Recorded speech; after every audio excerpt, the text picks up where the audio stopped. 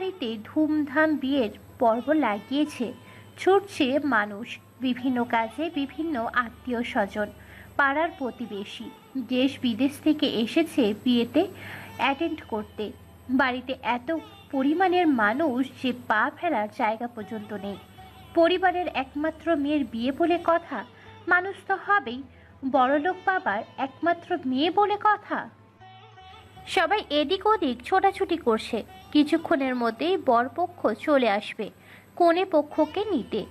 স্টেজের উপরে দুটি সোফা সেট রাখা আছে, যেখানে একটাই কনে আর একটাই বসবে বরপক্ষ। পরিবেশটা নাটকীয় দেখতে হলেও বাস্তবেই হচ্ছে বিয়ের ধুমধাম পর্ব। মানুষজন ছোটাছুটির মুহূর্তে বরপক্ষ বর নিয়ে হাজির হয় বিয়ে বাড়িতে। সবাই মিলে ভিড় জমিয়েছে বরকে বরণ করবে বলে গেটের সামনে। বরপক্ষের সাথে তর্ক বিতর্ক করে বরপক্ষকে স্টেজের উপরে নিয়ে আসে। তারপর সোফা সেটের উপরে বসতে দেওয়া হয়। তার পাশে বসে আছে বিয়ের কনে। বরযাত্রীদের নিয়ে যাওয়ার হয় অন্য একটা প্যান্ডেলে।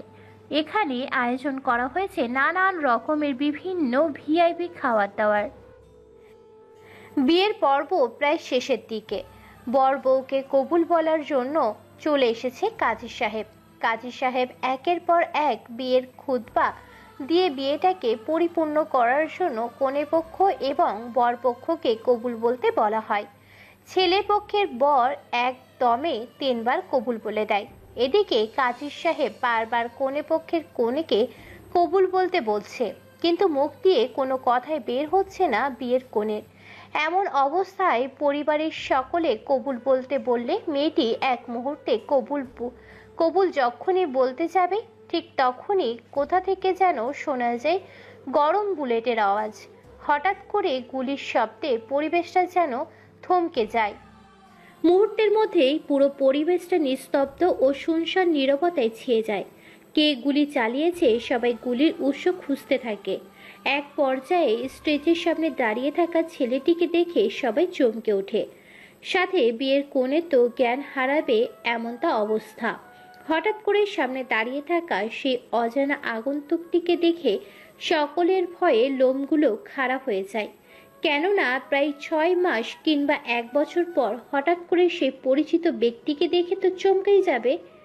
তার উপর এমন অবস্থা, যার ডান হাতে আছে বন্দুক, বাম হাতে আছে সিগারেট, কপালে রুমাল বাঁধা, চোখে হিরোদের কালো ফ্রেমের মোটা চশমা, পায়ে কেশ, পরনে সাদা রঙের একটা টি শার্ট আর ভিতরে সাদা রঙের একটা স্যান্ডো গেঞ্জি, ইন করে স্টাইলিশ একটা প্যান্ট পরা। আগন্তুকটি গুটি গুটি পায়ে সামনে এগিয়ে যায়। তারপর স্টেজের পুরো সামনে গিয়ে মুচকি একটা হাসি দেয়। আর এই হাসিতেই যেন সবার ভয়টাকে এবার আতঙ্কে পরিণত করে দেয়। কেউ কোনো কথা বলতে পারে না। অজানা আগন্তুকটিকে দেখে কথা বলার ভারসাম্য হারিয়ে ফেলেছে সকলে। তবুও তাদের মধ্য থেকে স্টেজের উপর থেকে শুধু কোণে বলে ওঠে ছোট্ট একটা শব্দ, শ্রাবণ, তুমি? শ্রাবণ নামটা শুনতেই সবাই সেখানে চমকে ওঠে। গায়ের লোমগুলো খারাপ হয়ে যায়। শ্রাবণ যত এগিয়ে যাচ্ছে ততই যেন কোণের হার্টবিট দ্রুত চলছে। স্টেজে ওঠার সাথে সাথে কোণে সেখানেই জ্ঞান হারিয়ে ফেলে। এটা দেখে পিছন থেকে বলে ওঠে আলতাফ হোসেন, শ্রাবণ, তুমি এখনো বেঁচে আছো কি করে? আলতাফ হোসেনের মুখে এ কথা শুনে রহস্যময় মাখা এক চিলতে হাসি দেয় আর বলে ওঠে,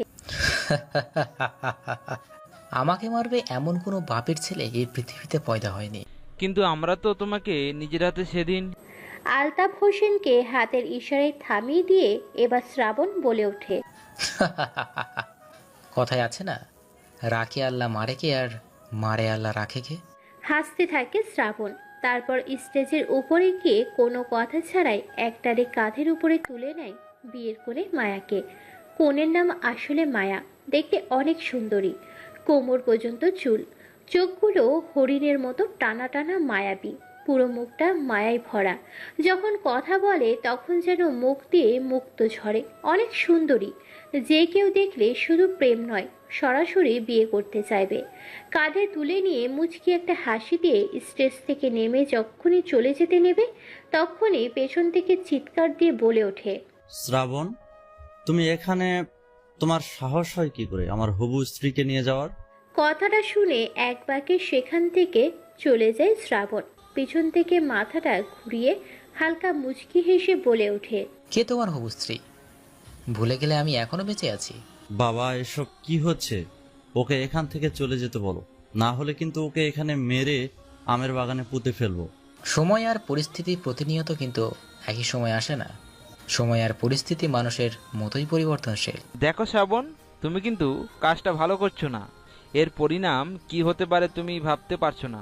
আলতাফ সাহেব, নিজের রাগকে কন্ট্রোল করুন। নিজে আর নিজের ছেলেকে বোঝান, নয়তো নিজের রাগে নিজেরাই পুড়ে মরবে। শালা, আমাদের মুখে মুখে কথা বলিস, তোকে তো আজকে এখানে মেরে ফেলবো। এই বলে যখনই শ্রাবণকে মারতে যাবে আলতাফ হোসেনের ছেলে আলম, তখনই পিছন ঘুরে উল্টো হয়ে শ্রাবণ নিজের কোমর থেকে AK-47 বন্দুকটা বের করে আলমের কপালের মাঝখানে চেপে ধরে। মুহূর্তের মধ্যেই যেন পরিবেশটা আরো থমকে যায়। এতক্ষণ মানুষের দুই একটা কথা শোনা যাচ্ছিল, কিন্তু এখন পরিবেশটা মুহূর্তে কালো আধারের অন্ধকার চাদরে ছেয়ে গেছে, চুপচাপ হয়ে গেছে। শ্রাবণ মুচকি হেসে আবার বলে উঠল, তোকে বললাম না, সময় আর পরিস্থিতি কিন্তু সব সময় এক যায় না। যেমন এক মাঘে শীত যায় না, ঠিক তেমনই এই শ্রাবণকে মারাও এতটা সহজ নয়। আলতাফ হোসেন বলে, শ্রাবণ, তুমি কিন্তু আগুন নিয়ে খেলছো। এর পরিণাম শুধু ভয়ঙ্কর নয়, ভয়ান্তরে পৌঁছে যেতে পারে। তখন শ্রাবণ বলে, সেটা না হয় পরে দেখা যাবে। আপাতত নিজের ছেলেকে সামলান। ছোট ছেলে, বাচ্চা ছেলে, রক্ত গরম। আমি কখন কি করে ফেলবো বলা যায় না। আর হ্যাঁ, খুব শীঘ্রই আপনার সাথে সাক্ষাৎ হচ্ছে খেলার ময়দানে। কথাটা বলে ঘাড়ে করে মায়াকে নিয়ে গিয়ে গাড়িতে বসিয়ে দেয়। কেউ কোনো কিছু করতে পারে না। কি হচ্ছে এখানে কেউ কোনো কিছু বুঝতে পারে না। আলতাফ হোসেনের ছেলে আলম বলে ওঠে, বাবা, তুমি এটা কি করলে? শ্রাবণকে এভাবে যেতে দিলে কেন? এই তোমার ক্ষমতা, এই তোমার পাওয়ার। ছেলের কথায় কোনো উত্তর দেয় না আলতাফ হোসেন। আলতাফ হোসেন শুধু নিজেই নিজের মতো কি যেন ভেবেই চলেছে। আলম আবার বলে ওঠে, বাবা, তুমি শ্রাবণকে এভাবে যেতে দিলে কেন সেটা আমি জানি না, তবে হ্যাঁ, আমি যদি আমার মায়াকে না পাই তাহলে কিন্তু আমি ওই শ্রাবণকে একেবারে মেরে ফেলবো। ছেলের মুখে এরকম কথা শুনে দাঁতের দাঁত চেপে নিজের রাগটাকে কন্ট্রোল করে, তবুও শান্ত কণ্ঠে বলে ওঠে আলতাফ হোসেন, আরে গাধার বাচ্চা গাধা, শ্রাবণকে এখন কোনো কিছু করা যাবে না।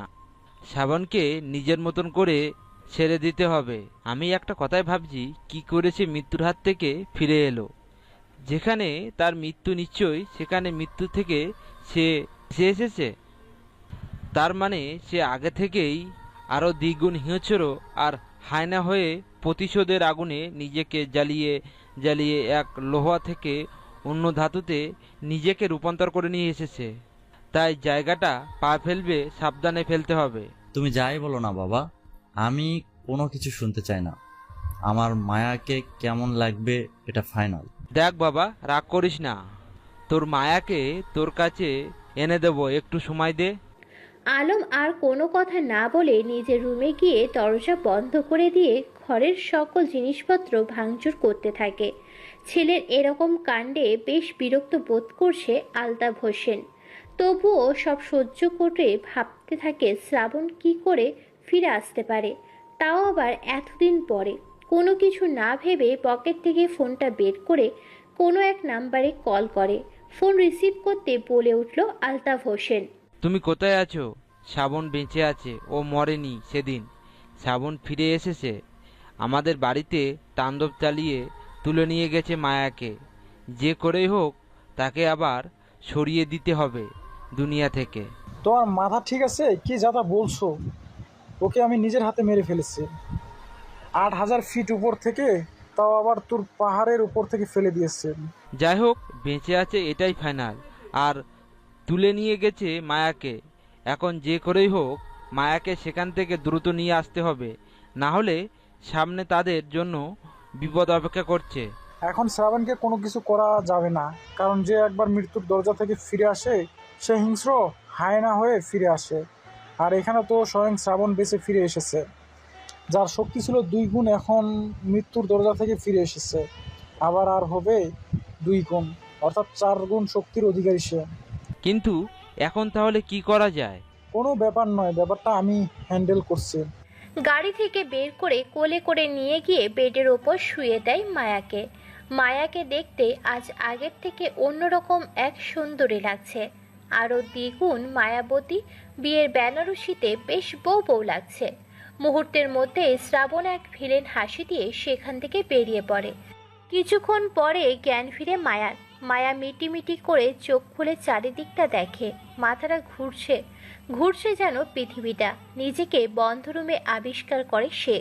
চারপাশটা তাকিয়ে দেখে এটা তার রুম নয়, এটা অন্য কারোর রুম। তবে রুমটা বেশ গোছানো, সাজিয়ে তুলেছে অন্য রূপ সুন্দর করে। এমন সময় সে বিছানা থেকে উঠে নিজের দিকে খেয়াল করতেই চিৎকার দেয়।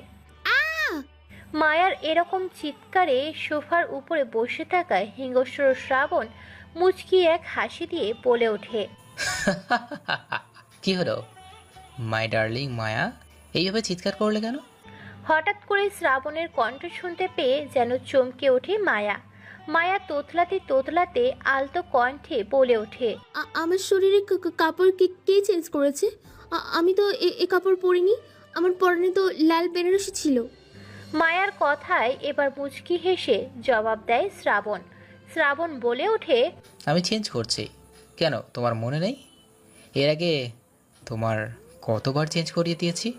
এ কথা শুনে কান্নায় ভেঙে পড়ে মায়া।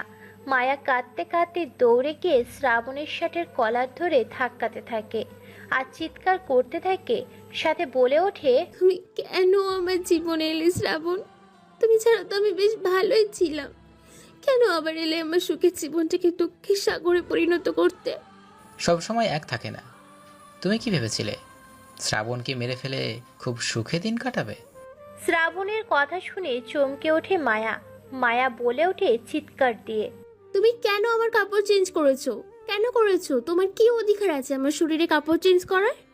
মায়ার মুখে এই কথা শুনে পাগলের মতো হাসতে থাকে শ্রাবণ। শ্রাবণের হাসি যেন বুঝিয়ে দিচ্ছে মায়া কোনো ভুল বলেনি, পাগলের মতো কথা বলেছে। শ্রাবণের এরকম হাসি দেখে বিরক্ত বোধ করে খাটের উপর গিয়ে বসে পড়ে মায়া। শ্রাবণ নিজের হাসিটাকে কন্ট্রোল করে মায়ের পাশে গিয়ে বসে মুচকি হেসে বলে ওঠে, তুমি হয়তো ভুলে যাচ্ছ যে তুমি এখনো আমার বিবাহিতা স্ত্রী। তাই তোমার শরীরের কাপড় চেঞ্জ করতে তোমার কাছে পারমিশনের প্রয়োজন হয় না বা অধিকারের কথা আসে না। সেটা এই শ্রাবণ অধিকার ছাড়াও করে দেখাতে পারে। জানোই তো এই শ্রাবণ কি জিনিস? হ্যাঁ, জানবো না কেন? আপনি তো একটা গুন্ডা মাস্তান মাফিয়া। আপনার সম্বন্ধে জানবো না? আপনাকে তো আমি হাড়ে হাড়ে চিনি। আপনি আমার পুরো জীবনটা ধ্বংস করে দিয়েছেন। আপনাকে আমি ছাড়বো না। আপনাকে এর মূল্য চোকাতেই হবে মিস্টার শ্রাবণ। এই সুযোগটা চলে গেছে। মৃত্যুর দরজা থেকে ফিরে এসেছি মায়া।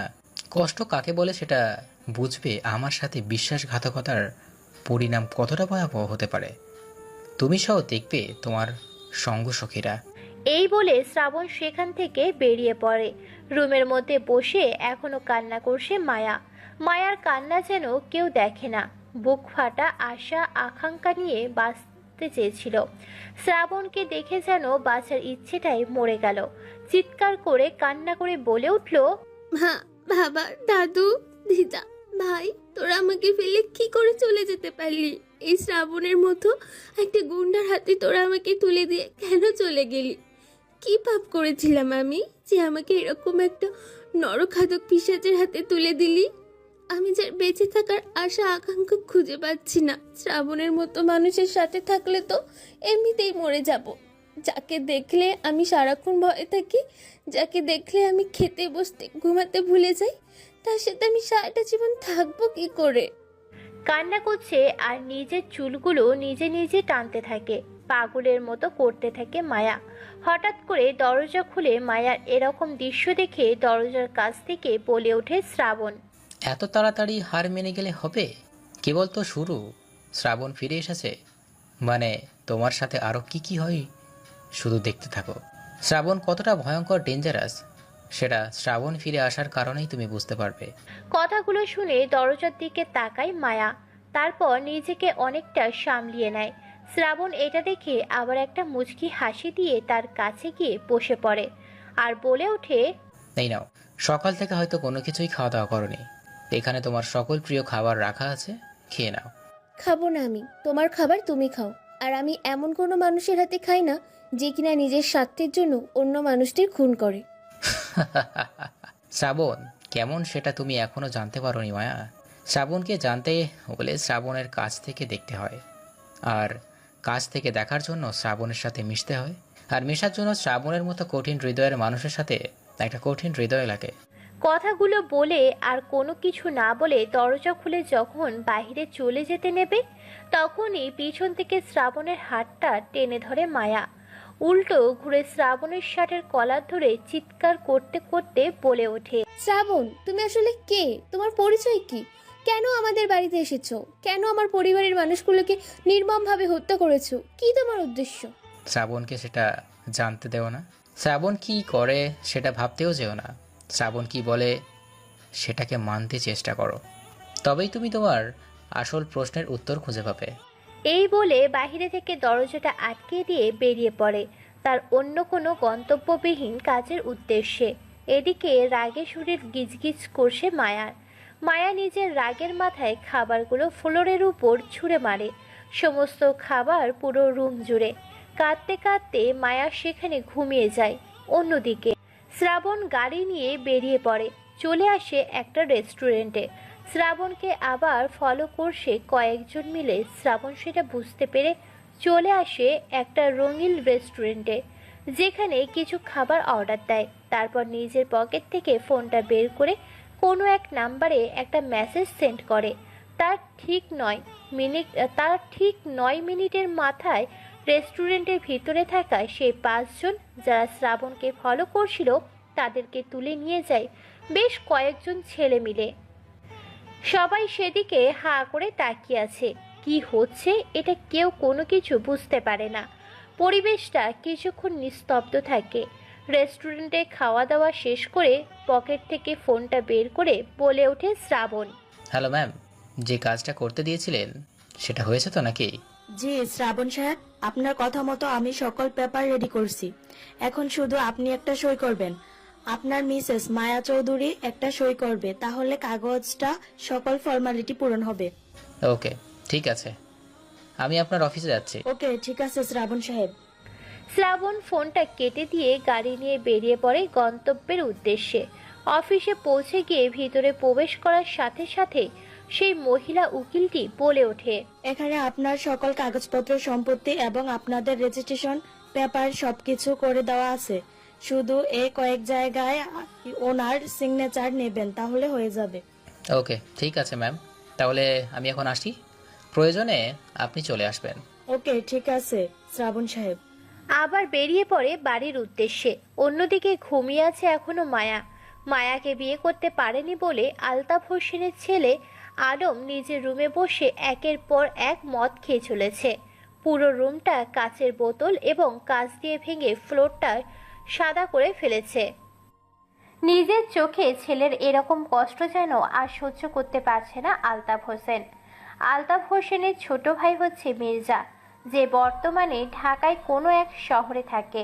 মির্জা আর আলতাফ সাহেব মিলে শ্রাবণের সাথে গেম খেলেছে, যে গেম খেলার কারণে আজকে তাদের পরিণতিটা পরিমাণে রূপান্তরিত হয়েছে। না হয়েছে এপার, না হচ্ছে ওপার, মাঝখানে আটকা পড়ে আছে তাদের সম্পর্কগুলো। বাড়িতে পৌঁছে যায় কিছুক্ষণের মধ্যে শ্রাবণ। বাড়িতে পৌঁছে গিয়ে সিকিউরিটি গার্ডটাকে বলে ওঠে, সম্পূর্ণ খেয়াল নিয়েছো তো? শ্রাবণের কথা শুনে এবার তার দলের মেয়ে গার্ডটা বলে ওঠে, না বস, তেমন কেউ আসেনি, শুধু একটা ছেলে এসেছিল যে এখানে এসে পাগলামো করছিল আর বারবার ভেতরে ঢোকার চেষ্টা করছিল। আমরা অনেক বাধা দিয়েছি, আমাদের মেরে ফেলার হুমকি দিয়েছে। ছেলেটা সম্ভবত আলতাফ হোসেনের ছেলে আলম। গুড, খুব ভালো করেছো। আমার অনুমতি ছাড়া যেন একটা পিঁপড়ে পর্যন্ত বাড়ির 4 দেওয়ালে প্রবেশ করতে না পারে। ওকে বস, ঠিক আছে। তারপর বাড়ির ভিতরে প্রবেশ করে রুমের ভিতরে যায়। রুমটা বন্ধ করে রাখা আছে মায়াকে। বাড়ির সৌন্দর্য আর বাড়িটা কত কোটি কত বিলিয়ন টাকা হতে পারে সে ধারণা দিতে গেলে প্রায় গল্পটাই শেষ হয়ে যাবে। বাড়িটা বাইরে থেকে যেমন তেমন, ভিতরটা অপরূপ সুন্দর করে সাজিয়ে গুছিয়ে তুলেছে এই বাড়ির বড় কর্তা মমতাজ আলী। বাড়ির এক একটা জিনিস যেন লাখের উপরে কেনা। সর্বমোট বাইরেটা প্রায় 21 কোটি টাকা জিনিসপত্র সহ মিনিমাম 31 থেকে 35 কোটি টাকা হবে। বাড়িটা যেন একটা রাজপ্রাসাদ। বড় বড় নেতা এই বাড়িতে থাকে। এই বাড়ির ভিতর দিয়ে যেন একটি পিঁপড়েও প্রবেশ করতে পারবে না, কেননা এর কাজগুলো এত নিখুঁত ও পার্টি করে তৈরি করা হয়েছে যা বলার বাহিরে। মমতাজ আলী খুব কড়া মনের ছিলেন, কিন্তু শেষ পর্যন্ত নিজের পরিবারকে রক্ষা করতে পারেননি তিনি। সেই ঘটে যাওয়ার কালো রাতের ঘটনা আজও মনে পড়লে মায়া চিৎকার দিয়ে ওঠে। রুমের মধ্যে প্রবেশ করে শ্রাবণ দেখে মায়ার পেটের উপর থেকে শাড়ির আঁচলটা সরে গেছে। নাভির উপরে ছোট্ট একটা তিল। তিলটা যেন একটা ছেলেকে আকর্ষণ করার জন্য যথেষ্ট। পেটটা ভীষণ রকমের ফর্সা, বুক থেকে পেট পর্যন্ত স্পষ্ট দেখা যাচ্ছে। ঘোর লাগা এক মায়ায় তাকিয়ে আছে শ্রাবণ। মনে হচ্ছে শ্রাবণের যেন এখনই তাকে আপন করে কাছে টেনে নেয়। হঠাৎ করে ব্যাতব মশা হাতে কামড় দেওয়ার সাথে সাথে শ্রাবণের ঘোর কেটে যায়। শ্রাবণ নিজের মনে বলে ওঠে, ছি ছি ছি, এই আমি এখন কি করতে যাচ্ছিলাম। শ্রাবণ, নিজেকে কন্ট্রোল কর। কোনো মেয়ে বা কোনো নারীর পাল্লায় নিজেকে ফেলিস না, জীবনটা ধ্বংস হয়ে যাবে। নিজেকে কন্ট্রোল করতে শেখ বেটা। এই বলে যখনই মাথা ঘুরিয়েছে আবার চোখ যায় তার পেটের উপরে, সে নাভির তিলটার উপরে। এবার যেন আর নিজেকে কন্ট্রোল করতে পারে না শ্রাবণ। গুটি গুটি পায়ে এগিয়ে গিয়ে মায়া সেই ফর্সা পেটের নাভির উপরে তিলটাতে একটা চুমু খায়। সাথে সাথে ঠান্ডা তরল কোনো কিছু ছোঁয়া পেয়ে ঘুম ভেঙে যায় মায়ার। মায়া দেখে শ্রাবণ তার পেটে চুমু খাচ্ছে। মায়া এটা দেখে শ্রাবণকে একটা ধাক্কা দেয় আর চিৎকার দিয়ে বলে ওঠে, ছি শ্রাবণ, ছি। এতদিন জানতাম আপনার রক্তের নেশা ছিল, কিন্তু এখন যে তার সাথে নতুন কোনো নেশা যোগ করেছ ভাবতে পারিনি। তা কবে থেকে মেয়েদেরকে ভোগ করার নেশা আপনার ভিতরে জাগলো শুনি? শ্রাবণ হঠাৎ করে মায়ার এরকম কথা শুনে বাকরুদ্ধ হয়ে যায়। কি বলবে ভেবে পায় না। মায়া আবার বলে ওঠে, শ্রাবণ, আপনি যদি আমার উপর কোনো রকম জোর খাটান তাহলে কিন্তু আমি নিজেকে শেষ করে দেব। মায়ার মুখে এরকম কথা শুনে হঠাৎ করে শ্রাবণ মায়ার গালে দুটো থাপ্পড় মারে। থাপ্পড় খেয়ে বিছানায় পড়ে যায় মায়া। সাথে সাথে মায়া কান্না শুরু করে দেয়। শ্রাবণের হঠাৎ করে রাগ উঠে যায় পুরনো দিনের একটা কথা মনে পড়তেই। মায়াকে খাটের সাথে চেপে ধরে মায়ার উপরে উঠে নিজের দুটো ঠোঁট চার ঠোঁটে রূপান্তরিত করে দেয়। পাগলের মতো মায়ার ঠোঁট দুটোকে চুষতে থাকে শ্রাবণ। 5 মিনিট পর ছেড়ে দেয়। দুজনেই হাঁপাতে থাকে। কান্নার গতিবেগ যেন বেড়ে যায় মায়ার। মায়ার দিকে বড় বড় চোখ করে তাকাতেই মায়া যেন চুপসে যায়। মায়া শ্রাবণকে ভীষণ রকমের ভয় পায়। তারপরও মায়া ফুপিয়ে ফুপিয়ে কাঁদতে থাকে। এটা দেখে পকেট থেকে কাগজটা বের করে শ্রাবণ বলে ওঠে, দেখো মায়া, এইখানে একটা সই করে দাও। আমি চাই না তুমি নিজের কষ্টকে নিজে ডেকে আনো। শ্রাবণের মুখে এরকম কথা শুনে মায়া শ্রাবণের দিকে তাকায়। শ্রাবণের সামনে এগিয়ে গিয়ে পাগলের মতো হাসতে থাকে। সাথে কান্না মাখা মিশ্রিত কণ্ঠে বলে ওঠে, কষ্ট, দুঃখ এসব কাকে বলে শ্রাবণ জানেন আপনি? সত্যি কথা বলতে তো সুখ কাকে বলে ভুলে গেছে যেদিন থেকে আপনি আমার জীবনে এসেছেন। আপনাকে দেখলে আমার ভীষণ ভয় লাগে শ্রাবণ। আপনি কেন বুঝতে পারছেন না? আমি আপনাকে ভয় পাই। আপনার মতন একটা খুনির সাথে বেঁচে থাকার চেয়ে মরে যাওয়া অনেক ভালো। আর রইল আপনার কষ্ট, দুঃখ, এসব তো আপনার এই চেহারাটা দেখলেই মনে পড়ে যায়। আপনার সাথে বেঁচে থাকার চেয়ে মরে যাওয়া অনেক ভালো শ্রাবণ। যেদিন থেকে আপনি আমার জীবনে এসেছেন সেদিন থেকে আমি ভালো থাকা, ভালোবাসা, ঘুমানো, খাওয়া দাওয়া সব ভুলে গেছি। আমি তো অনেক আগেই মরে গেছি। এই বলে কাঁদতে থাকে মায়া। মায়ার কান্না দেখে বেশ খারাপ লাগে শ্রাবণের। হঠাৎ করে পুরনো দিনে সেই কষ্টের কথা মনে পড়তেই শ্রাবণের চোখগুলো লাল রক্তবর্ণ ধারণ করে। শরীরের রগগুলো ফুলে ওঠে। এক দানবে পরিণত হয় শ্রাবণ। শ্রাবণ আবার কঠিন মন নিয়ে বলে ওঠে, দেখো মায়া, আমি চাই না তোমাকে কষ্ট দিতে, কিন্তু কষ্টকে তুমি যদি নিজ থেকে নিয়ে আসো তাহলে আমি কি করতে পারি বলো? তাই এখানে ছোট্ট করে একটা সই করে দাও। আমি কখনোই সই করব না। তোমার যা ইচ্ছে তুমি করতে পারো।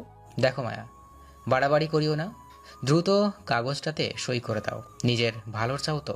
বললাম না সই করব না। তোমার যা ইচ্ছা তাই করতে পারো। মরে গেলেও সই করব না। না কথাটা শুনে হঠাৎ করে শ্রাবণের মাথায় রাগ উঠে যায়। আর কোনো কিছু না ভেবে আরেকটা থাপ্পড় দেয় মায়ার গালে। মায়া খাটের উপর গিয়ে ছিটকে পড়ে যায়।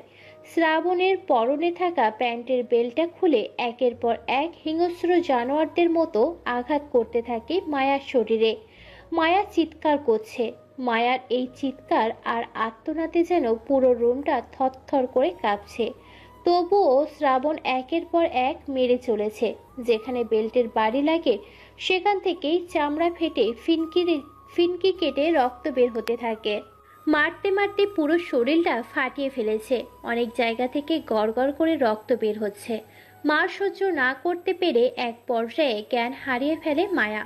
কিছুক্ষণ পরে শ্রাবণের ধ্যান ফিরে আসে। নিজের রাগটাকে কন্ট্রোল করে কিছুক্ষণ পর মায়ার দিকে তাকিয়ে অবাক হয়ে যায়। কেননা রাগের বশে মায়াকে মারতে মারতে প্রায় মেরে ফেলেছে।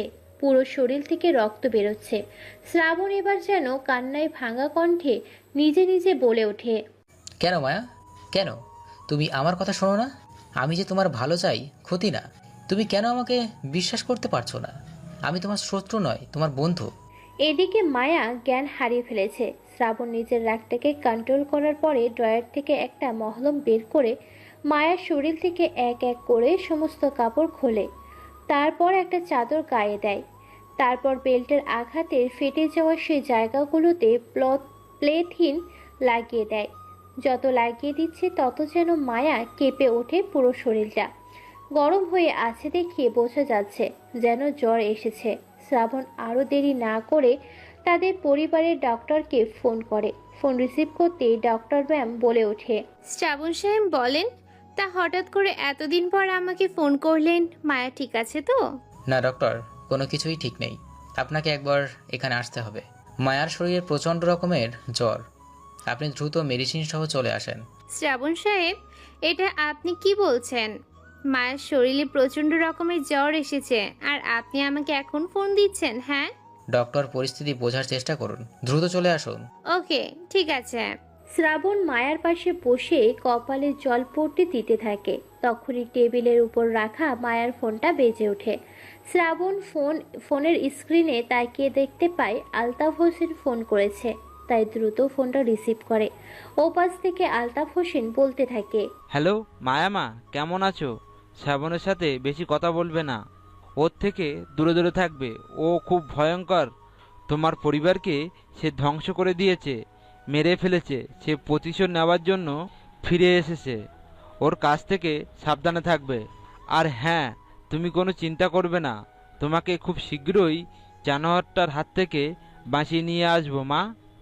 হ্যালো, কি হলো? কোনো কথা বলছো না যে মামনি? কোনো কথা ছাড়াই শ্রাবণ কলটা কেটে দেয়। তারপর কি ভেবে যেন একটা রহস্যময় মুচকি হাসি দেয়।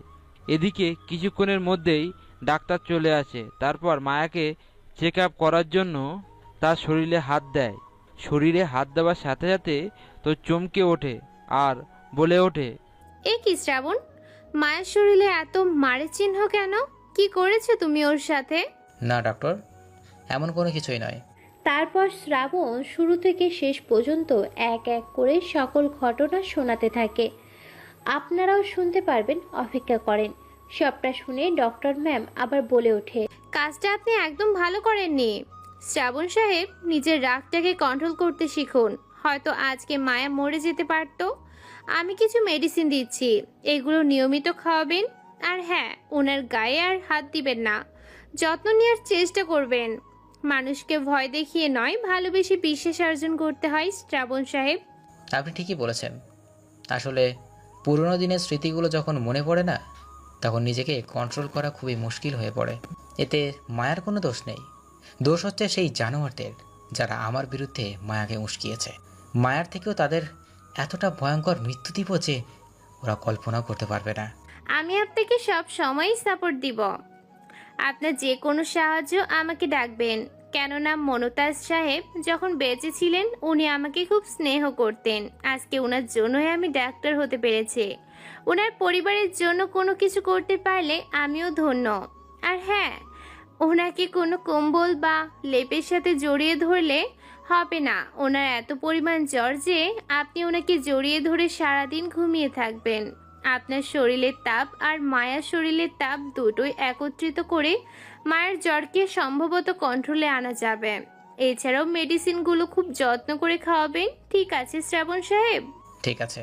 তারপর ডাক্তার ম্যাম সেখান থেকে চলে যায়। মায়ার ঘুমের ইঞ্জেকশন দিয়েছে। মায়ার কপালে হাত বুলিয়ে যখনই ঘর থেকে বের হতে যাবে তখনই তার ফোনে ফোন আসে। ফোনটা রিসিভ করতেই বলে ওঠে ফোনের ওপাশ থেকে, হ্যালো বস, আপনি কোথায়? জানোয়ারটাকে তুলে এনেছি, গোডাউনের চেয়ারের সাথে বেঁধে রেখেছি, চারপাশে আগুন জ্বালিয়ে দিয়েছি। আপনি আসবেন না? যাব। তোমরা সব কিছু আমার তৈরি করে রেখো। যাওয়ার সাথে সাথে তার মুখ থেকে আমি সমস্ত কথা শুনতে চাই। ওকে বস, ঠিক আছে, আমরা সব কিছু রেডি করছি। ওকে। তারপর কল কেটে দিয়ে বেরিয়ে পড়ে সেই অজানা গুপ্ত ঘরের উদ্দেশ্যে, যে ঘরটা আজও অজানা, আজও ধোঁয়াশায়। শুধু রয়ে গেছে কিছু অজানা কিছু কথা, যেটা শুধু কালো এক ছায়া। রুমের ভিতরে প্রবেশ করতেই রুমটা যেন কেঁপে ওঠে। শ্রাবণের উপস্থিতি যেন ভয়ের আওয়াজ জানান দিচ্ছে রুমের মধ্যে প্রবেশ করার সাথে সাথে। শ্রাবণ গামলায় এক মগ পানি নিয়ে ছেটা দেয় ছেলেটির মুখে। চামড়াগুলো যেন খসে পড়তে থাকে। হঠাৎ করে ছেলেটি এক ভয়ঙ্কর চিৎকার দিয়ে ওঠে। রুমের ভিতরে উপস্থিত আছে প্রায় 20 থেকে 25 জনের মতো ছেলে মেয়ে। সবগুলো হচ্ছে কালো গ্যাংয়ের ছেলে মেয়ে। ছেলেটা ছটফট করতে থাকে। শ্রাবণের সেই মেয়ে বডিগার্ডটা ছেলেটির পরনে থাকা সমস্ত কাপড় খুলে ফেলে, উলঙ্গ করে ছেলেটিকে বসিয়ে রাখছে। মেয়েগুলো লজ্জায় সেদিকে তাকাচ্ছে না। শ্রাবণ একটা চেয়ার নিয়ে ছেলেটির সামনে বসে। মুচকি হাসি দিয়ে বলে ওঠে শ্রাবণ, দেখ ভাই, মরতে তোকেই হবেই, কিন্তু মরার আগে তোকে সত্যি কথাগুলো বলে যেতে হবে। ছেলেটি কোনো কথা বলে না, চুপচাপ নিজের চোখের পানিগুলো ফেলছে। অবশেষে শ্রাবণ আবার বলে ওঠে, দেখ, মরতে তোকে হবে, কিন্তু মৃত্যুর সময় যদি তুই শাস্তি পেয়ে মরিস তাহলে কি ভালো দেখায়? যদি শাস্তি পেতে না চাস তাহলে সত্যি কথাগুলো বলে দে। শ্রাবণের মুখে এরকম কথা শুনে ছেলেটি হাসতে থাকে। ছেলেটার হাসি যেন শ্রাবণের একদম ভালো লাগছে না। ছেলেটি বলে ওঠে, তুই কি ভেবেছিস তুই বলবি আর আমি তোকে বলে দেব? তুই ভয় দেখাবি আর আমি ভয়ে সব বলে দেব? এমনটা নয়। ছেলেটির মুখে এরকম কথা শুনে শ্রাবণ মুচকি একটা হাসি দেয়। পকেট থেকে একটা সিগারেট বের করে জ্বালিয়ে সেটাকে মনের সুখে টানতে থাকে। ছেলেটির কথাগুলো শুনতে থাকে আর কিছু বলতে যাবে, তখনই পিছন থেকে তার মেয়ে বডিগার্ড বলে ওঠে, এই জানোয়ার, তোর সাহস কি করে হয় ভাইয়ের মুখে মুখে তর্ক করার? মুখে এখন কাঁচা লঙ্কা ঢুকিয়ে দিব। চুপচাপ বেয়াদবি না করে ভাই যাও বলছে সেটা কর। ছেলেটি যেন হাসতে থাকা মেয়ে বডিগার্ডের মুখে এ কথা শুনে ছেলেটি বলে ওঠে, আমি তো ভেবেছিলাম তুই ছেলে, কিন্তু এখন দেখছি তুই মেয়ে। তবে যাই বলিস, তোর ফিগার দেখে সেই কোনো খারাপ মেশিনও খারাপ হয়ে যাবে। এই কথা শোনার সাথে সাথে সিগারেটের অংশটা ফেলে দিয়ে পা দিয়ে চেপে ধরে ছেলেটির পা দুটো। পা দিয়ে চেপে ধরার সাথে সাথে ছেলেটি লাফাতে থাকে ব্যাঙের মতো। কার্টুনের ভিতর থেকে কয়েকটা ইঞ্জেকশনের সিরিঞ্জ বের করে কোনো কথা ছাড়াই মেয়ে বডিগার্ডটাকে ইশারা দিতে চোখগুলো বেঁধে দেয় শ্রাবণের। তারপর হাতে থাকা ইঞ্জেকশনের সিরিজগুলো একের পর এক গাঁথতে থাকে পাগলের মতো। সেকেন্ডে যেন 2টা ইঞ্জেকশনের সিরিজ তার শরীরে পুশ করছে। এত স্পিডে ইঞ্জেকশনের সিরিজ দিয়ে তার শরীরের গাঁথতে থাকে যা চোখে দেখা যায় না। শরীরটা ইঞ্জেকশনের সুচ দিয়ে পরিপূর্ণ হয়ে উঠেছে। গেতে গেতে শরীরটাকে একাকার করে ফেলেছে। ছেলেটির এমন কোনো জায়গা নেই যেখানে ইঞ্জেকশনের সিরিজ ঢুকানো হয়নি। ইঞ্জেকশনের প্রত্যেকটা সিরিজে যা বিভিন্ন ব্র্যান্ডেড অ্যালকোহল, কেরোসিন এবং পুকুরের পচা পানি শরীরের মধ্যে পুশ করে দেয়। তারপর হাত পা শিরা উপশিরাগুলো কেটে দেয়। সাথে সাথে রক্ত বের হতে থাকে। শ্রাবণ মুচকি একটা হাসি দিয়ে সেখান থেকে বেরিয়ে পড়ে। অন্যদিকে মিটমিট করে চোখ খুলেছে মায়া। মায়া নিজেকে খাটের উপর আবিষ্কার করে আর বলে ওঠে, এ কি, আমি এখানে কেন? সাথে সাথে যেন নিজের শরীরের ব্যথা অনুভব করে মায়া। প্রচণ্ড রকমের শরীর ব্যথায় ঘাড় ঘুরিয়ে মাথা উঁচু করে দেখতে পায় তার পাশে বসে আছে হেলান দিয়ে শ্রাবণ। এখনো ঘুমিয়ে চলেছে। নিজের শরীরের দিকে তাকিয়ে তো অবাক। মায়া নিজের রাগটাকে কন্ট্রোল করে হাজার যন্ত্রণা নিয়ে খুব কষ্ট করে বাথরুমে গিয়ে ফ্রেশ হয়ে আসে। হঠাৎ করে তার মনে পড়ে ফোনের কথা। ফোনটা হাতে নিয়ে দ্রুত ফোন করে আলতাফ হোসেনের নাম্বারে। ফোন করার সাথে সাথে বলে ওঠে, হ্যালো আঙ্কেল, কোথায় আপনি? আমাকে প্লিজ এখান থেকে নিয়ে চলুন, আমি আর থাকতে পারছি না। ও আমার উপর ভীষণ অত্যাচার করছে, আমি কিন্তু নিজেকে শেষ করে দেব। দেখো মামনি, তুমি ভয় পেও না, আমরা তোমার সাথে আছি। তুমি কি জানো আঙ্কেল, কালো আমাকে ওর বেল্ট দিয়ে প্রচুর পরিমাণে মেরেছে। আমি আর সহ্য করতে পারছি না, তুমি যত তাড়াতাড়ি সম্ভব আমাকে এখান থেকে নিয়ে যাও। মামনি, তুমি কষ্ট পেও না, দাঁড়াও, আমি দেখছি ব্যাপারটা। ওকে ওকে শাস্তি দিয়ে মারা যাবে না, বুদ্ধি দিয়ে মারতে হবে। তাই করুন আঙ্কেল, প্রয়োজনে ওকে মেরে ফেলবো, তবুও আমি ওর সাথে থাকবো না। ওকে মামনি, দেখছি। এই বলে ফোন কেটে দেয় আলতাফ হোসেন। মায়া ফোনটা রেখে যখনই বিছানায় হেলান দিতে যাবে তখনই চমকে উঠে মায়া, কেননা তার পাশেই বড় বড় চোখ করে ড্যাব ড্যাব চোখে তাকিয়ে আছে শ্রাবণ। শ্রাবণকে দেখে বুকের মধ্যে ছ্যাদ করে ওঠে মায়ার। মায়া ভয়ে জড়সড় হয়ে শ্রাবণের মুচকি হাসি দিয়ে বলে ওঠে, মায়া, তুমি কিন্তু আবার ভুল করছো। তুমি হীরাকে না নিয়ে কয়লাকে বেশি প্রাধান্য দিয়ে ফেলছো। নিজের বিপদ নিজেই ডেকে আনছো। শ্রাবণের কথা শুনে মায়া আর এক মুচকি হাসি দেয়। এবার মায়া মুচকি হেসে বলে ওঠে শ্রাবণের উদ্দেশ্যে, কি যে বলেন না শ্রাবণ, আমার কাছে আপনার থেকে কি আর কোনো বড় বিপদ আছে? আমার অনুমতি ছাড়া এই বাড়িতে কেউ ঢুকতে পারবে না, আর আমার অনুমতি ছাড়া তুমি বাইরে কারোর সাথে যোগাযোগ করতে পারবে না। এই ফোনটা আমার কাছে থাকুক। আমার ফোন আমার কাছে থাকবে, আমি আমার ফোন কাউকে দিতে পারবো না। কথা বাড়িয়ে ঝামেলা তৈরি করিও না। দিব না মানে দিব না, যা ইচ্ছা তাই করেন। ওকে, রেখে দাও। এরপর শ্রাবণ সেখান থেকে বেরিয়ে পড়ে। দরজার বাইরে মহিলা বডিগার্ডের মাধ্যমে খাবার পাঠিয়ে দেয় রুমের ভিতর। খাবো না, কিন্তু ক্ষুধা লেগেছে অনেক মায়া, তবুও খেয়ে ফেলে মায়ার দিকে। আলতাফ হোসেনের প্ল্যান বানাতে থাকে তার ভাই মির্জার সাথে, কি করে মায়াকে নিজের হাতে পাবে। উপস্থিত থাকা মির্জা সাহেব বলে ওঠে, ভাই, শ্রাবণের দুর্বলতা খুঁজতে থাকো। প্রত্যেক মানুষের দুর্বলতা থাকে, শ্রাবণের দুর্বলতা কি সেটা খুঁজে বের করো। আজকে প্রায় 2 বছর হতে চললো, এখনো খুঁজে বের করতে পারোনি কে এই শ্রাবণ, কোথা থেকে এসেছে এই চৌধুরী বাড়িতে, আর তার দুর্বলতাকে খুঁজে বের করতে পারোনি তুমি কিভাবে? ওর বিষয়ে যে ছেলেটাকে খবর আনতে পাঠিয়েছিলাম সেই ছেলেটা নিখোঁজ। সম্ভবত শ্রাবণ তাকে মেরে ফেলেছে। হয়তো বা। তাদের দুই ভাইয়ের কথার মাঝখানে এসে উপস্থিত হয় তাদের ছেলে ও ভাতিজা। আলম শিকদার বলে ওঠে, বাবা, আমি তোমায় বলেছিলাম যে এখান থেকে আমরা অনেক দূরে চলে যাই, কিন্তু তুমি যেতে দিলে না। এখন বিপদ সামলাও। ছেলেকে দেখে ছেলের কথায় কোনো কান না দিয়ে দুই ভাই নিজেদের মতো কথা বলতে থাকে। আলম আবার বলে ওঠে, বাবা, আমি যদি মায়াকে না পাই তাহলে কিন্তু আমি নিজেকে শেষ করে দেব। না পাবে তুমি সম্পত্তি, আর না পাবে তুমি তোমার ছেলেকে। যা করবে দ্রুত করো। প্রয়োজন হয়েছে শ্রাবণকে আমি মেরে ফেলবো, তবু আমার মায়াকে চাই। এই বলে আলম সেখান থেকে বেরিয়ে পড়ে। অন্যদিকে অনেকদিন পর নিজের বাড়িতে পা দিয়ে চারদিকটা ভালো করে ঘুরে দেখতে থাকে মায়া। মায়ার পিছনে প্রায় 10 জন মেয়ে বডিগার্ড।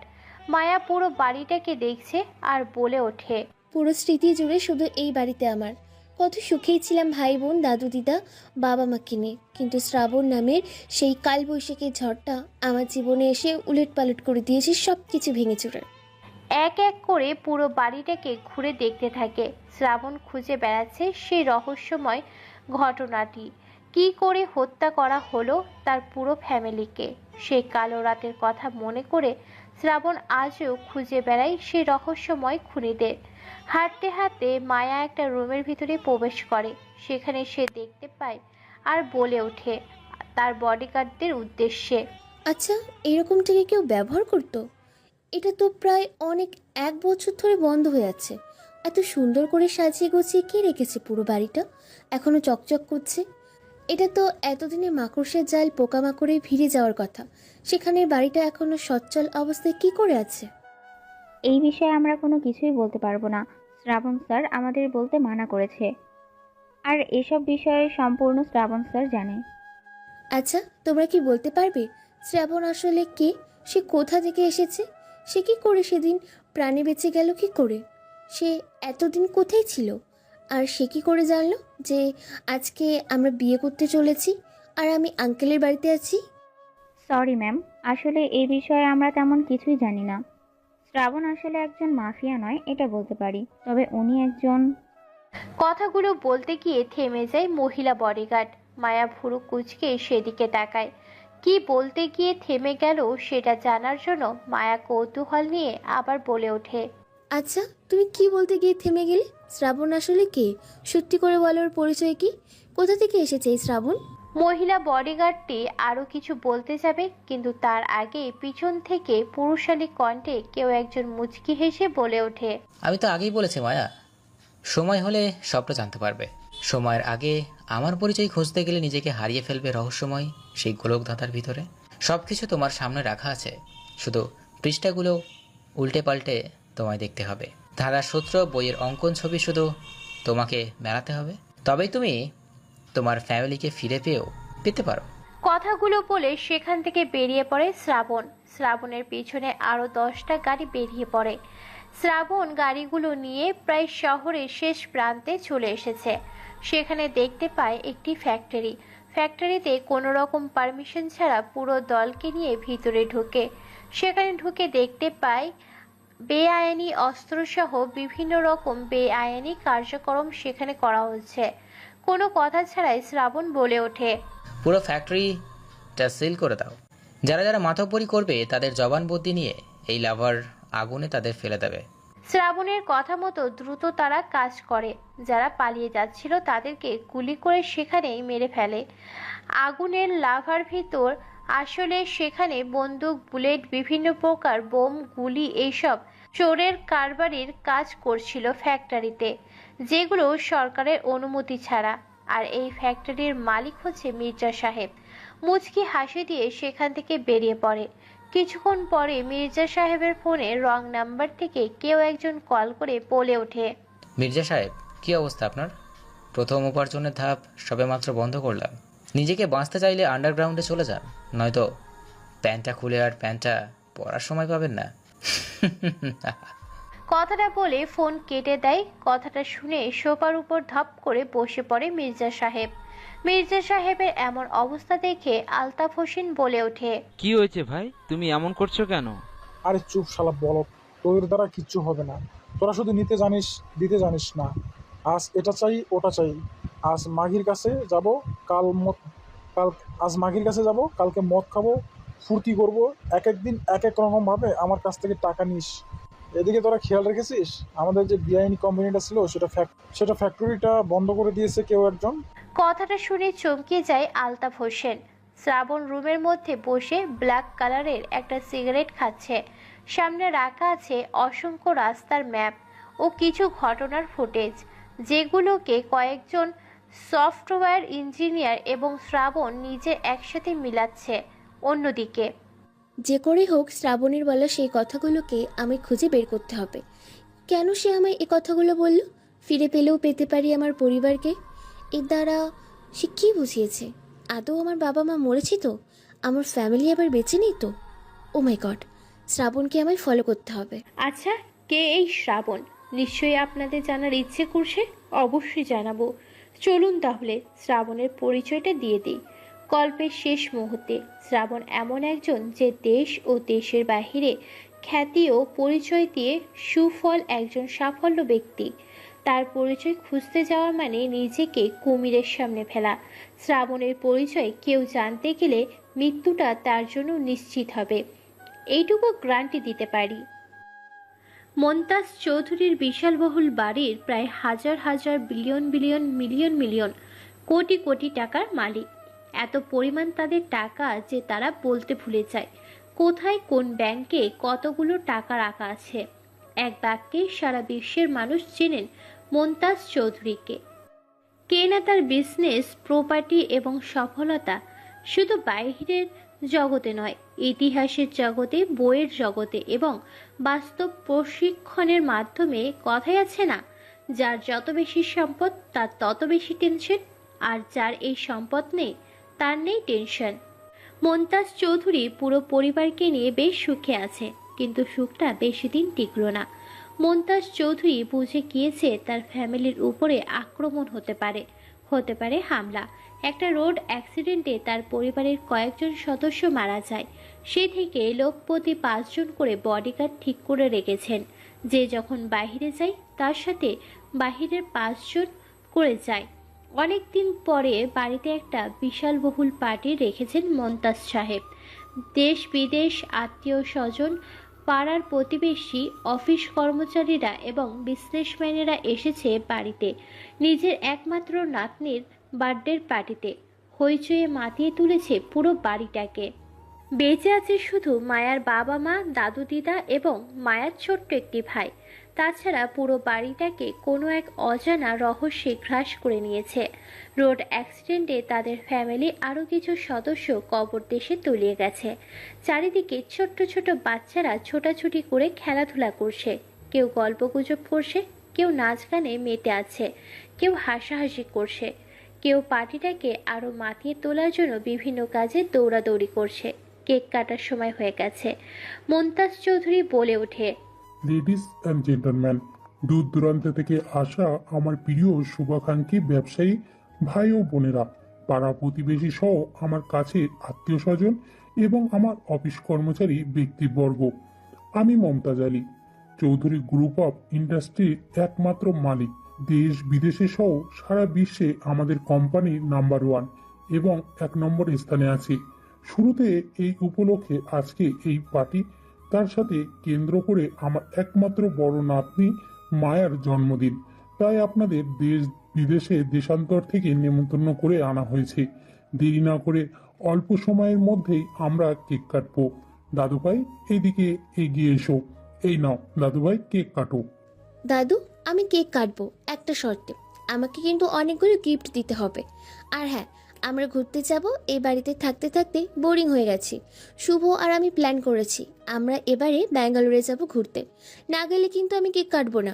ওকে, ঠিক আছে দাদুভাই, তুমি যেখানে ঘুরতে যেতে চাইবে তোমাকে সেখানেই নিয়ে যাব। ওকে দাদু। এরপর তারা কেক কাটে। কেক কাটার পরে একে একে সকল অতিথিকে কেকের কিছুটা অংশ করে সকলকে খেতে দেয়। সকলে বিভিন্ন রকমের বক্স এনেছে। এত পরিমাণ গিফট পেয়েছে যা একটা রুম পার হয়ে অন্য রুমে রাখা হচ্ছে। প্রায় খাওয়া দাওয়ার পর্ব শেষ। অতিথিরা নিজেদের গন্তব্যের উদ্দেশ্যে রওনা দেবে। সবেমাত্র ঠিক এমন সময় হঠাৎ করে 30 থেকে 35 জনের মতো কালো পোশাকধারী লোক এসে কোনো রকম কথা বা অ্যাকশন ছাড়াই অপারেশন চালু করে দেয়। প্রত্যেকজনের হাতে এক একটা করে স্নাইপার, এক একটা গরম বুলেটের, আর স্নাইপারের ভিতর থেকে বের হয়ে এসে ক্ষতবিক্ষত করে দিতে থাকে সকল মানুষকে। মুহূর্তের মধ্যে সেখানে দৌড়াদৌড়ি, ছুটোছুটি শুরু হয়ে যায়। কে কোন দিকে পালিয়ে যাচ্ছে দেখার সময় নেই। গরম বুলেটের গুলি এসে নিথর সরল সাদা সিধা মানুষগুলোর শরীরগুলোকে ক্ষতবিক্ষত করে দেয়। গুলি লাগার সাথে সাথে ফ্লোরে পড়েছে। মুহূর্তের মধ্যেই পুরো প্যান্ডেলটা যেন একটা লাশের শ্মশান ঘাট কিংবা লাশের কারখানায় পরিণত হয়। কয়েকটা বুলেট এসে লাগে মায়ার ছোট্ট ভাই আর তার মা বাবা শরীরে। নিথর দেহগুলো পড়ে আছে ফ্লোরের ওপরে। এগুলো দেখে মুমতাজ সাহেব বুকে হাত দেয়। তাকিয়ে দেখে তার নাতি অঝরে কাছে। নাতনিকে বাঁচানোর জন্য তার কাছে গিয়ে নাতনিকে নিয়ে সেখান থেকে পালিয়ে আসতে চেষ্টা করে। তখনই পিছন থেকে সব বডিগার্ডদের বস বডিগার্ড বুলেট বলে ওঠে, স্যার, আপনি মায়া ম্যামকে নিয়ে ওই পাশের গুপ্ত রাস্তা দিয়ে যেতে ধরেন। একদম গোপন আস্তানায় চলে যেতে পারবেন। আমি বাকিটা দেখছি। চারিদিকে গুলি ছড়াছড়ি হচ্ছে। হঠাৎ করে ঘটে যাওয়া ঘটনাতে মমতাজ চৌধুরীর বডিগার্ডগুলো পেরে ওঠে না। মরতে মরতে প্রায় সকলকে মেরে ফেলেছে। তখনই পেছন থেকে হঠাৎ করে একজন গুলি করে মমতাজ সাহেবকে বাঁচাতে গিয়ে গুলি খায় বডিগার্ডের লিডার বুলেট। হঠাৎ করে এমন হওয়াতে বুলেট মমতাজ সাহেবের 2 হাত জড়িয়ে ধরে কাঁদো কাঁদো গলায় বলে ওঠে, স্যার, আমাকে মাফ করে দেবেন। আমি আপনাদের রক্ষা করতে পারিনি। আমি আমার দায়িত্বটা পালন করতে পারিনি। অজানা শত্রুরা খুবই ভয়ঙ্কর। আমার মতে এগুলো আপনাদের খুব পরিচিত শত্রু, যারা আপনাদের বাড়িতে খুব সহজে প্রবেশ করেছে। কেননা মেন গেটের দায়িত্বে আমি ছিলাম। আপনারা যাদের ইনভাইট করেছেন তাদের কার্ড দেখে আমি ভেতরে প্রবেশ করতে দিয়েছি এবং বাইরে থেকে গেট বন্ধ করে দিয়েছি। এছাড়াও আপনাদের নেমন্তন্ন করা মানুষগুলোর ভেতর থেকে আপনাদের এই অজানা পরিচিত শত্রুগুলো। তোমাদের সেখানেই নিয়ে যাব। দেখো বুলেট, তোমার কোনো কিছু হতে দিব না আমি। নিজের চোখ দুটো খুলে রাখো, তোমাকে আমি হসপিটালে নিয়ে যাচ্ছি। স্যার, আমার কথা বাদ দেন। আমার ছেলে শ্রাবণ, যাকে আপনি বিদেশে পাঠিয়েছিলেন, তাকে নিয়ে আসেন। সেই আপনাদের সকল রকম বিপদ থেকে আল্লাহর রহমতে রক্ষা করবে। সে যেমন শক্তিশালী তেমনি প্রখর বুদ্ধিমত্তার অধিকারী। দেখতে যতটা ভয়ঙ্কর ততটা হিংস্র। সেই খুঁজে বের করতে পারবে এই অজানা রহস্যময় খুনিদের। আর শেষ কথাটা বলতে পারে না বডিগার্ড বুলেট। তার আগে হয়ে যায় কবর দেশে স্থায়ী বাসিন্দা। গোলাগুলির মধ্যবর্তী সময়ে সবার চোখের আড়ালে মোন্তাজ সাহেব তার নাতনি মেয়েকে নিয়ে সেই গোপন রাস্তা ধরে গোপন গন্তব্যের উদ্দেশ্যে পৌঁছে যায়। এতদিন এই গোপন আস্তানার সন্ধানে কেউ জানতো না, শুধু জানতো বুলেট এবং মোন্তাজ সাহেব। ভীষণ রকমের ভয় পেয়ে আছে মায়া। মায়া অলরেডি জ্ঞান হারিয়ে ফেলেছে। এরই মধ্যে মোন্তাজ সাহেব নিজের পকেট থেকে ফোন বের করে কল করে অজানা নাম্বারে। ফোনটা রিসিভ করতেই মোন্তাজ বলে ওঠে, হ্যালো শ্রাবণ, কোথায় তুমি? দ্রুত বিদেশ থেকে দেশের উদ্দেশ্যে রওনা দাও, সোজা আমার বাড়িতে। খুব প্রয়োজন তোমার এই মুহূর্তে আমাকে। পুরো বাড়ি আমার শ্মশান ঘাট লাগিয়ে দিয়েছে অজানা কিছু মাফিয়া খুনি। তোমার বাবা ও মারা গেছে আমাদের রক্ষা করতে গিয়ে। নিজের বাবার খুনের প্রতিশোধের সাথে তোমার বাবার দায়িত্বকে রক্ষা করতে তোমাকে দেশে ফিরতে হবে। কি বলো দাদু? হঠাৎ করে আক্রমণ, তাও আবার আমার বাবা মারা গেছে? তুমি যেখানে আছো সেখানেই থাকো, আর হ্যাঁ, কলটা কাটার প্রয়োজন নেই, আমি রওনা দিচ্ছি। কলটা না কেটে সেইভাবেই রেখে দেয়। আর শ্রাবণ বিদেশের মাটি থেকে দেশের উদ্দেশ্যে রওনা দেয়। প্রায় বিদেশের মাটি থেকে 18টা হেলিকপ্টার আকাশের উপরে উড়াল দিয়েছে। প্রায় ঘন্টা তিনেকের মধ্যে 18টি হেলিকপ্টার ল্যান্ড করে বাংলাদেশের মাটিতে। সেখান থেকে প্রায় 45টারও বেশি কালো ব্ল্যাক কালারের রোলস রেলস কার সেখানে উপস্থিত হয়ে যায়, যার বর্তমানেতের একটার করে মূল্য 6 থেকে 10 কোটি টাকার মধ্যে। শ্রাবণ বলে ওঠে, দাদু, আমি চলে এসেছি দেশের বাড়িতে। তোমরা তোমাদের গোপন আস্থানা থেকে এখন বের হতে পারো। এতক্ষণের সমস্ত বাড়ি ফাঁকা আছে। যেমন কেউ বেঁচে নেই, তেমনই সেই অজানা খুনিরাও তাদের নিজেদের জীবন নিয়ে চলে গেছে। তোমরা বের হতে হতে আমি পৌঁছে যাব তোমাদের বাড়িতে। কথাগুলো বলে ফোন কেটে দেয়। তারপর ড্রাইভারকে বলে মোন্তাজ চৌধুরীর বাড়ির উদ্দেশ্যে রওনা দেয়। গাড়িগুলোকে নিয়ে মাত্র কয়েক মিনিটের মধ্যে বাড়িতে 35 থেকে 45টারও বেশি গাড়ি প্রবেশ করে রোলস রেলস। ঘরের ভিতর থেকে বের হয়ে এসে দেখা করে মোন্তাজ সাহেব। সাথে পুরো বাড়িটা লাল রক্তে ছেয়ে গেছে। রক্তর ফোঁটাগুলো এখনও তাজা হয়ে এদিক ওদিক সাগরের পানির মতো ঢেউ খাচ্ছে। মোন্তাজ সাহেব শ্রাবণকে দেখার সাথে সাথে জড়িয়ে ধরে কান্নায় ভাঙা কণ্ঠে বলে ওঠে, দাদু, তুমি এসেছো? দেখো এ কি পরিণত করেছে আমার বাড়ি। আমার সন্দেহ হচ্ছে এসব আমার ছেলের বন্ধু মির্জা আর আলতাফ হোসেনের কাজ। কেননা তার চাল চলন, কথাবার্তা শুরু থেকেই আমার ভালো লাগতো না। নো টেনশন দাদু, আমি চলে এসেছি। তোমাদের কোনো শরীর থেকে আর একটা রক্তের ফোঁটাও আমি পড়তে দিব না। তাই যেন হয় দাদু। একমাত্র তুমিই এখন বেঁচে আছো যে এই পুরো বাড়িকে দেখভাল করতে পারো। তারপর কোনো কথা ছাড়াই শ্রাবণ তাদেরকে নিয়ে একটা বাড়ির ভিতরে প্রবেশ করে। বাড়ির তলে আবার বাড়ি, মানে একটা রহস্যময় গোলক ধাঁধা। এই রহস্যময় গোলক ধাঁধাটা তৈরি করতে প্রায় 250,000 কোটি টাকা খরচ করেছে মোন্তাজ সাহেব। এই গুপ্ত আস্তানাটা কেউ জানতো না, শুধু জানতো তার বিশ্বস্ত কিছু মানুষ। বলতে ভুলে গেছি, শ্রাবণ দেখতে কেমন, চলুন শুনে আসি তাহলে। শ্রাবণ দেখতে ভীষণ রকমের ভয়ঙ্কর এক মানুষ।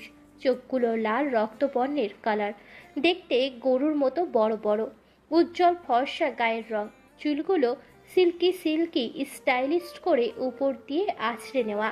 দেখতে দেখতে কেমন যেন বিদেশিদের মতো। এখনো জ্ঞান হারিয়ে কোলের উপরে বসে আছে মায়া। প্রথম দেখায় শ্রাবণ বেশ ভালো লেগে যায় মায়াকে। দুজনকেই বেশ মানিয়েছে, যাকে বলে খাপে খাপ। বাংলা কথায় মোন্তাজের বাপ। নয়ন ভরা আকর্ষণীয় দৃষ্টিতে তাকিয়ে আছে শ্রাবণ মায়ার দিকে। এইটা দেখে মুচকি একটা হাসি দিয়ে মোন্তাজ সাহেব বলে ওঠে, কি দাদু ভাই, চোখের পাতা ফেলবে নাকি একভাবে তাকিয়ে থাকবে আমার এই সুন্দর নাতনির দিকে? তা কতক্ষণ ধরে কি দেখবে? কথা শুনে বেশ খানিকটা লজ্জা পায় শ্রাবণ। তারপর শ্রাবণ বলে ওঠে, দাদু, তোমরা এইখানে থাকো। এইখানে তোমরা পুরোপুরি সেফ। আমি যে শহরে এসেছি সেটা যেন কেউ জানতে না পারে। আমার পরিচয় কেউ জানতে পারবে না যতক্ষণ না আমি দিচ্ছি। তারপর শ্রাবণ আর কোনো কথা না বলে শ্রাবণ বেরিয়ে পড়ে তার নিজের গন্তব্যের উদ্দেশ্যে। পকেট থেকে ফোনটা বের করে শ্রাবণ বলে ওঠে কোনো এক ব্যক্তিকে, জাসমিন, কোথায় আছো তুমি? পুরো সিসিটিভি ফুটেজগুলো চেক করো। দরকার হলে প্রয়োজন পড়লে পুরো টিমকে নিয়ে আসো। তবু আমার চাই। ওকে বস, ঠিক আছে, আমরা দেখছি ব্যাপারটা। প্রতিটা সিসিটিভি ফুটেজ আমরা কালেক্ট করেছি। কয়েকটা সিসিটিভি ফুটেজ আমরা হ্যাক করে নিয়েছি রাস্তার পাশে, যেগুলো ছিল শুরু থেকে। সমস্ত সিসিটিভি ফুটেজ এক করতে কয়েকদিন সময় লাগবে। সেটা বড় কথা নয়, বড় কথা হলো আমার লাগবে। ওকে বস, সময় হলে আপনাকে আমরা জানিয়ে দেব, তখন চেক করে নেবেন। তারপর আর কোনো কথা না বলে ফোনটা কেটে দেয় শ্রাবণ। দেখতে দেখতে 2 দিন কেটে যায়। এর মধ্যে অনেকবার দেখা করতে গিয়েছে আলতাফ হোসেন আর মির্জা সাহেব চৌধুরীর বাড়িতে, কিন্তু কারোর কোনো হদিশ খুঁজে পায়নি। মায়া তার দাদু বসে আছে। এমন সময় বলে ওঠে দাদু, মায়া দাদু ভাই, আমি কোন দিন মরে যাব বলা যাবে। আমার শেষ একটা কথা রাখবে?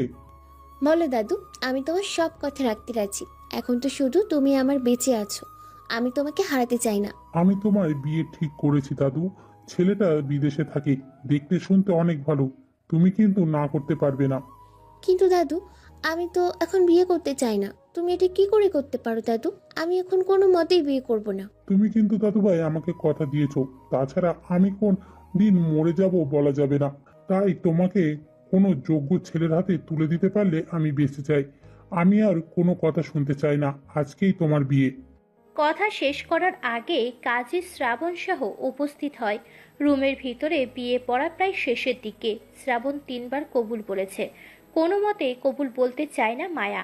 মায়া শুধু মনে মনে ভাবছে, চিনি না জানি না অপরিচিত একটা ছেলেকে হুট করে কি করে বিয়ে করতে পারি আমি দাদু? এটা আমার সাথে কি করে করতে পারো? তখন মায়ার ভাবনাকে ভেঙে গুড়িয়ে একাকার করে দিয়ে দাদু বলে ওঠে, কাজী সাহেব, বিয়ের কাজ সম্পূর্ণ করুন দ্রুত। দাদু ভাই কবুল বলে দাও। কবুল কবুল কবুল। একদমে 3 কবুল বলে বিয়ে সম্পন্ন করে। বিয়ে সম্পন্ন হওয়ার শেষ মুহূর্তে সেখানে এসে হাজির হয় আলতাফ হোসেন আর তার ছেলে আলম এবং তার ভাই মির্জা সাহেব। আলতাফ সাহেব আস্তে আস্তে বলে ওঠে, আঙ্কেল, এটা আপনি কি করলেন? আপনি মায়ার সাথে বিয়ে দিয়ে দিলেন। ওর বাবা আর আমি ঠিক করেছিলাম আমার ছেলে আলমের সাথে ওর বিয়ে দেব। এছাড়া আপনার সাথে আমার কথা বলেছিলাম, আর আপনি কিনা এটা হয় না আঙ্কেল, এই বিয়ে আমরা মানি না। তোমার মানা না মানাতে আমার কোনো কিছু যায় আসে না। আমার নাতি, আমার বাড়ি, আমি কাকে কোথায় কোন সময় বিয়ে দেব সেটা কি তোমার কাছ থেকে ঠিক করব? তুমি নিমন্ত্রণ পেয়েছো, নিমন্ত্রণ খেয়ে নিজের রাস্তা মাপো। আঙ্কেল, আপনি কিন্তু আমাকে অপমান করছেন। মা বাবা মারা মেয়েটাকে এত তাড়াতাড়ি বিয়ে দেওয়া দরকার কি ছিল? আলতাপ, যেটা করেছি সেটা আমি বুঝে শুনেই করেছি। তুমি এত জ্ঞান না দিয়ে এই জ্ঞানটা জমা রেখে নিজের কাজে ব্যয় করো। কাজটা আঙ্কেল আপনি ভালো করলেন না। এর পরিণাম কতটা ভয়ঙ্কর হতে পারে আপনি ভাবতে পারছেন না। এই বলে সেখান থেকে বেরিয়ে পড়ে আলতাফ হোসেন এবং তার ছেলে ভাই। এদিকে শ্রাবণ আর মায়াকে নিয়ে গল্পগুজব করতে থাকে, একে অপরের সাথে পরিচয় করিয়ে দিতে থাকে। মায়া শ্রাবণকে দেখে কেমন যেন তার কাছে লাগে। শ্রাবণকে দেখতে বেশ ভয়ঙ্কর লাগে, কেননা বিদেশিদের মতো তার শরীরের গঠন, হাবভাব, এমনকি চেহারা। কোনোভাবেই তার বিয়েটা কেন মেনে নিতে পারে না মায়া। সে ভাবতে পারে না অপরিচিত একটা ছেলেকে সে বিয়ে করেছে। এর মধ্যে তার দাদু বলে ওঠে, কালকে তোমাদের হানিমুনে যাওয়ার জন্য আমি টিকিট কেটেছি। তোমরা কালকে হানিমুনে যাবা। কিন্তু দাদু, এত তাড়াতাড়ি এত কিছুর প্রয়োজন ছিল না। সবেমাত্র বিয়ে করলাম, কয়েকদিন পর গেলে মনে হয় ভালো হতো। দেখো, আমি যেটা ভালো মনে করেছি সেটাই করেছি। আমার কথার উপরে আশা করি তোমরা কথা বলবে না। দাদু ভাই, তোমার কি মত? আমি কি বলবো দাদু? আমার বলার কিছু আছে? তুমি যেটাই বলবে আমি সেটাই রাজি। দাদু ভাই, তুমি কি আমার উপরে রেগে আছো? দেখো শ্রাবণ কিন্তু খুব ভালো ছেলে। তোমার এমনটা কেন মনে হচ্ছে দাদু? আসলে হঠাৎ করে বিয়ে করলাম তো, তাই হয়তো নার্ভাস লাগছে। তাছাড়া কোনো কিছু নয়, আমরা কালকে হানিমুনে যাব। তারপর তারা আর কোনো কথা না বলে তাদেরকে রুমে যেতে বলে। মমতাজ চৌধুরী নিজের রুমে চলে যায়। এদিকে শ্রাবণ আর মায়া নিজেদের রুমে যায়। সেখানে গিয়ে শ্রাবণ কোনো কিছু বলে ওঠার আগেই মায়া বলে ওঠে, দেখুন, আমি আপনাকে স্বামী হিসেবে মেনে নিতে পারছি না। আমার উপরে স্বামীর অধিকার খাটাবেন না। আমি এখন বিয়ে করতে চাইনি, শুধু দাদুকে বাঁচানোর জন্য বিয়ে করেছি। দাদু অসুস্থ, আমি তার কথাতে রাজি না হলে হয়তো দাদুর ক্ষতি হয়ে যেত, তাই দাদুর কথা রাখতে বিয়ে করেছি। মায়ার কথা শুনে এবার শ্রাবণ কেমন যেন এক রহস্যময় ঘোর লাগাময় হাসি দিয়ে বলে ওঠে, শ্রাবণকে আপনি হয়তো এখনো চিনতে পারেননি, সবেমাত্র দেখা কয়েকদিন আমার সাথে থাকেন, আমাকে চিনতে পারবেন। শ্রাবণ আর 5টা ছেলের মতো না, শ্রাবণ শুধু ভিন্ন নয়, একদম অন্যরকম। এই বলে এক মুচকি হাসি দিয়ে সেখান থেকে বেরিয়ে পড়ে কোনো এক অজানা গন্তব্যের উদ্দেশ্যে। রাত 12টা বাজে। পুরো পরিবেশটা একদম নিস্তব্ধ ও শুনশান করে সাজিয়ে রেখেছে শ্রাবণ। রুমের ভিতরে প্রবেশ করতেই তাদের সিসিটিভি ক্যামেরার হেড কমান্ডো জেসমিন বলে ওঠে, স্যার আপনার কথা মতো আমরা সকল ফুটেজ একত্রে মিলিয়েছি এবং সেখানে দেখতে পেয়েছি মমতাজ সাহেবের ছেলের বন্ধু আলতাফ হোসেন ও তার পুরো পরিবার হত্যাকাণ্ডের সাথে জড়িত আছে। কালো মুখোশ এবং কালো পোশাকধারী ব্যক্তিগুলো হচ্ছে তারা 3জন, বাকিগুলো ভাড়াটে গুন্ডা। একজনকে প্রায় 3 থেকে 4 লক্ষ টাকার বিনিময়ে এখানে ভাড়া করে নিয়ে এসেছে, কেননা এগুলো হচ্ছে সব সাবসুডার। আর হ্যাঁ স্যার, তাদের মধ্যে থেকে 3জন ছেলেকে আমরা এখানে তুলে এনেছি। ওকে, বেস্ট অফ লাক, খুব সুন্দর কাজ করছো। এখন শুধু আমাকে ছেলেগুলোর কাছে নিয়ে যাও, তাদের পেট থেকে আমি সমস্ত কথা বের করতে চাই, জানতে চাই এর পেছনে মূল উদ্দেশ্য কী। ওকে স্যার, ঠিক আছে। এরপর বন্ধ একটা রুমে নিয়ে যায় শ্রাবণকে। সেখানে অত্যাচার ও টর্চার করার জন্য রাখা আছে বিভিন্ন ধরনের অস্ত্র, সরঞ্জাম ও যন্ত্রপাতি। এই অস্ত্রগুলো যখন ইউজ করবে তখন এক একটার নাম উল্লেখ করে দেব। শ্রাবণ রুমের ভিতরে প্রবেশ করতেই ছেলেগুলোর উদ্দেশ্যে বলে ওঠে, তোরা কে সেটা আমার জানার প্রয়োজন নেই, তোরা কেন এখানে এসেছিস সেটাও আমার প্রয়োজন নেই, কেননা আমি আগে থেকে সবটা জানি। তোরা যার হয়ে কাজ করছিস তার মূল উদ্দেশ্যটা কি সেটা শুধু বল, যদি প্রাণে বাঁচতে চাস। শ্রাবণের কথা শুনে ছেলেগুলো হাসতে থাকে। ছেলেগুলোর হাসি যেন শ্রাবণের ভালো লাগেনি। হাসতে হাসতে একটি ছেলে বলে ওঠে, তুই কি ভেবেছিস তুই বলবি আর আমরা সব বলে দেব? সেটা কোনোদিনই সম্ভব নয়। আমাদেরও 5 লক্ষ টাকার বিনিময়ে হায়ার করে এনেছিল গণহত্যা চালানোর জন্য, সেটা করে দিয়েছি। কিন্তু তুই ভুল করলি, আমাদের তুলে এনে নিজের মৃত্যুকে নিজে ডেকে আনলি তুই। কে কার মৃত্যু ডেকে আনছে সেটা না হয় কিছুক্ষণ পর টের পাবি। এখন বল তোর বসের উদ্দেশ্য কি ছিল। বলবো না তোকে, তোর কি করার আছে কর, দেখি তোর কত সাহস। যা, তুই মারবি তো আমাদের মার, দেখি কত আমাদের অত্যাচার করতে পারিস। এই বলে ছেলেগুলো হাসতে থাকে। শ্রাবণ আর কোনো কথা না শুনে পাশে রাখা একটা লোহার শিক দিয়ে তৈরি করা ঘোচা দিয়ে মারে এক কোপ। পায়ের মধ্যে আঙ্গুলের মধ্যে পায়ের তালু ভেদ করে এফোর ওফোর হয়ে যায়। সেই লোহার শিক দিয়ে তৈরি করা ঘোষটা আবার সেটাকে বের করে নিয়ে আসে। লোহার শিকগুলোর সাথে সাথে পায়ের মাংসগুলো বের করে নিয়ে আসে সেই ঘোষটা। হাতের ইশারা দিয়ে একটা ভাঙা কাচের বোতল আগুনে পুড়িয়ে সেটাকে লালে পরিণত করে। তারপর সেই কাচের টুকরোটা দিয়ে ছেলেটার 2 ঠোঁট কেটে ফেলে, সাথে 2 কানের, তারপর লজ্জা স্থান, একসাথে 3 জনের। তারপর সে 3টে ছেলেকে দুধের সাগরে চুবিয়ে সেখান থেকে তুলে নেওয়া হয়। তারপর একটা মোটা লোহার খাঁচায় 8 জায়গায় বন্দি করা হয়। সেখানে ছেড়ে দেওয়া হয় বিষাক্ত ধরনের সেই সাপগুলোকে। তাদের মধ্যে আছে রাসেল ভাইপার, আছে কিং কোবরা, আছে শাল গ্রহমা, কাল গহনা, লাল গহনা এবং দুধ গহমা। এক একটা সাপ এক এক রকমের বিষাক্ত। তারপর সেখানে ছেড়ে দেয় বিচ্ছু এবং মানুষের ভয়ঙ্কর খেলায় মেতে ওঠে সকলে মিলে। সেগুলো আবার ভিডিও করতে থাকে নেট দুনিয়ায় ছেড়ে দেবে বলে। ছেলেগুলোর চিৎকার ও আর্তনাদ এবং সাপ আর বিচ্ছুর খেলায় মেতে ওঠে পরিবেশটা। হো হো করে হাসতে থাকে সকলে মিলে। মজায় মেতে ওঠে তারা সকলে মিলে। সাপের এক একটা দংশনে ছেলেগুলো চিৎকার করছে। তাদের এরকম অস্থির খেলায় মেতে ওঠে শ্রাবণ সহ সকলে। শ্রাবণ বলে ওঠে, এগুলো সব ভিডিও করে রাখে দাও, আমার স্ত্রী মায়া চৌধুরীকে এইসব দেখাবো। কয়েকদিনের ভিতর সমস্ত অপরাধীকে আমি জেলখানার 4 দেওয়ালের ভিতরে দেখতে চাই। Okay sir. শ্রাবণ রাতে চলে আসে বাড়িতে, তারপর মায়ার পাশে ঘুমিয়ে যায়। সকালে মায়া ঘুম থেকে উঠে দেখতে পায় শ্রাবণ তাকে জড়িয়ে ধরেছে। এটা দেখে মায়া এক চিৎকার মারে।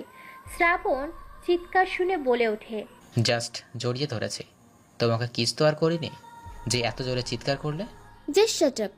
কিস কেন? আমি আপনাকে জড়িয়ে ধরতে দিব না। তোমার সাহস হয় কি করে আমাকে জড়িয়ে ধরার? দূর, বালের আর ভাল লাগে না।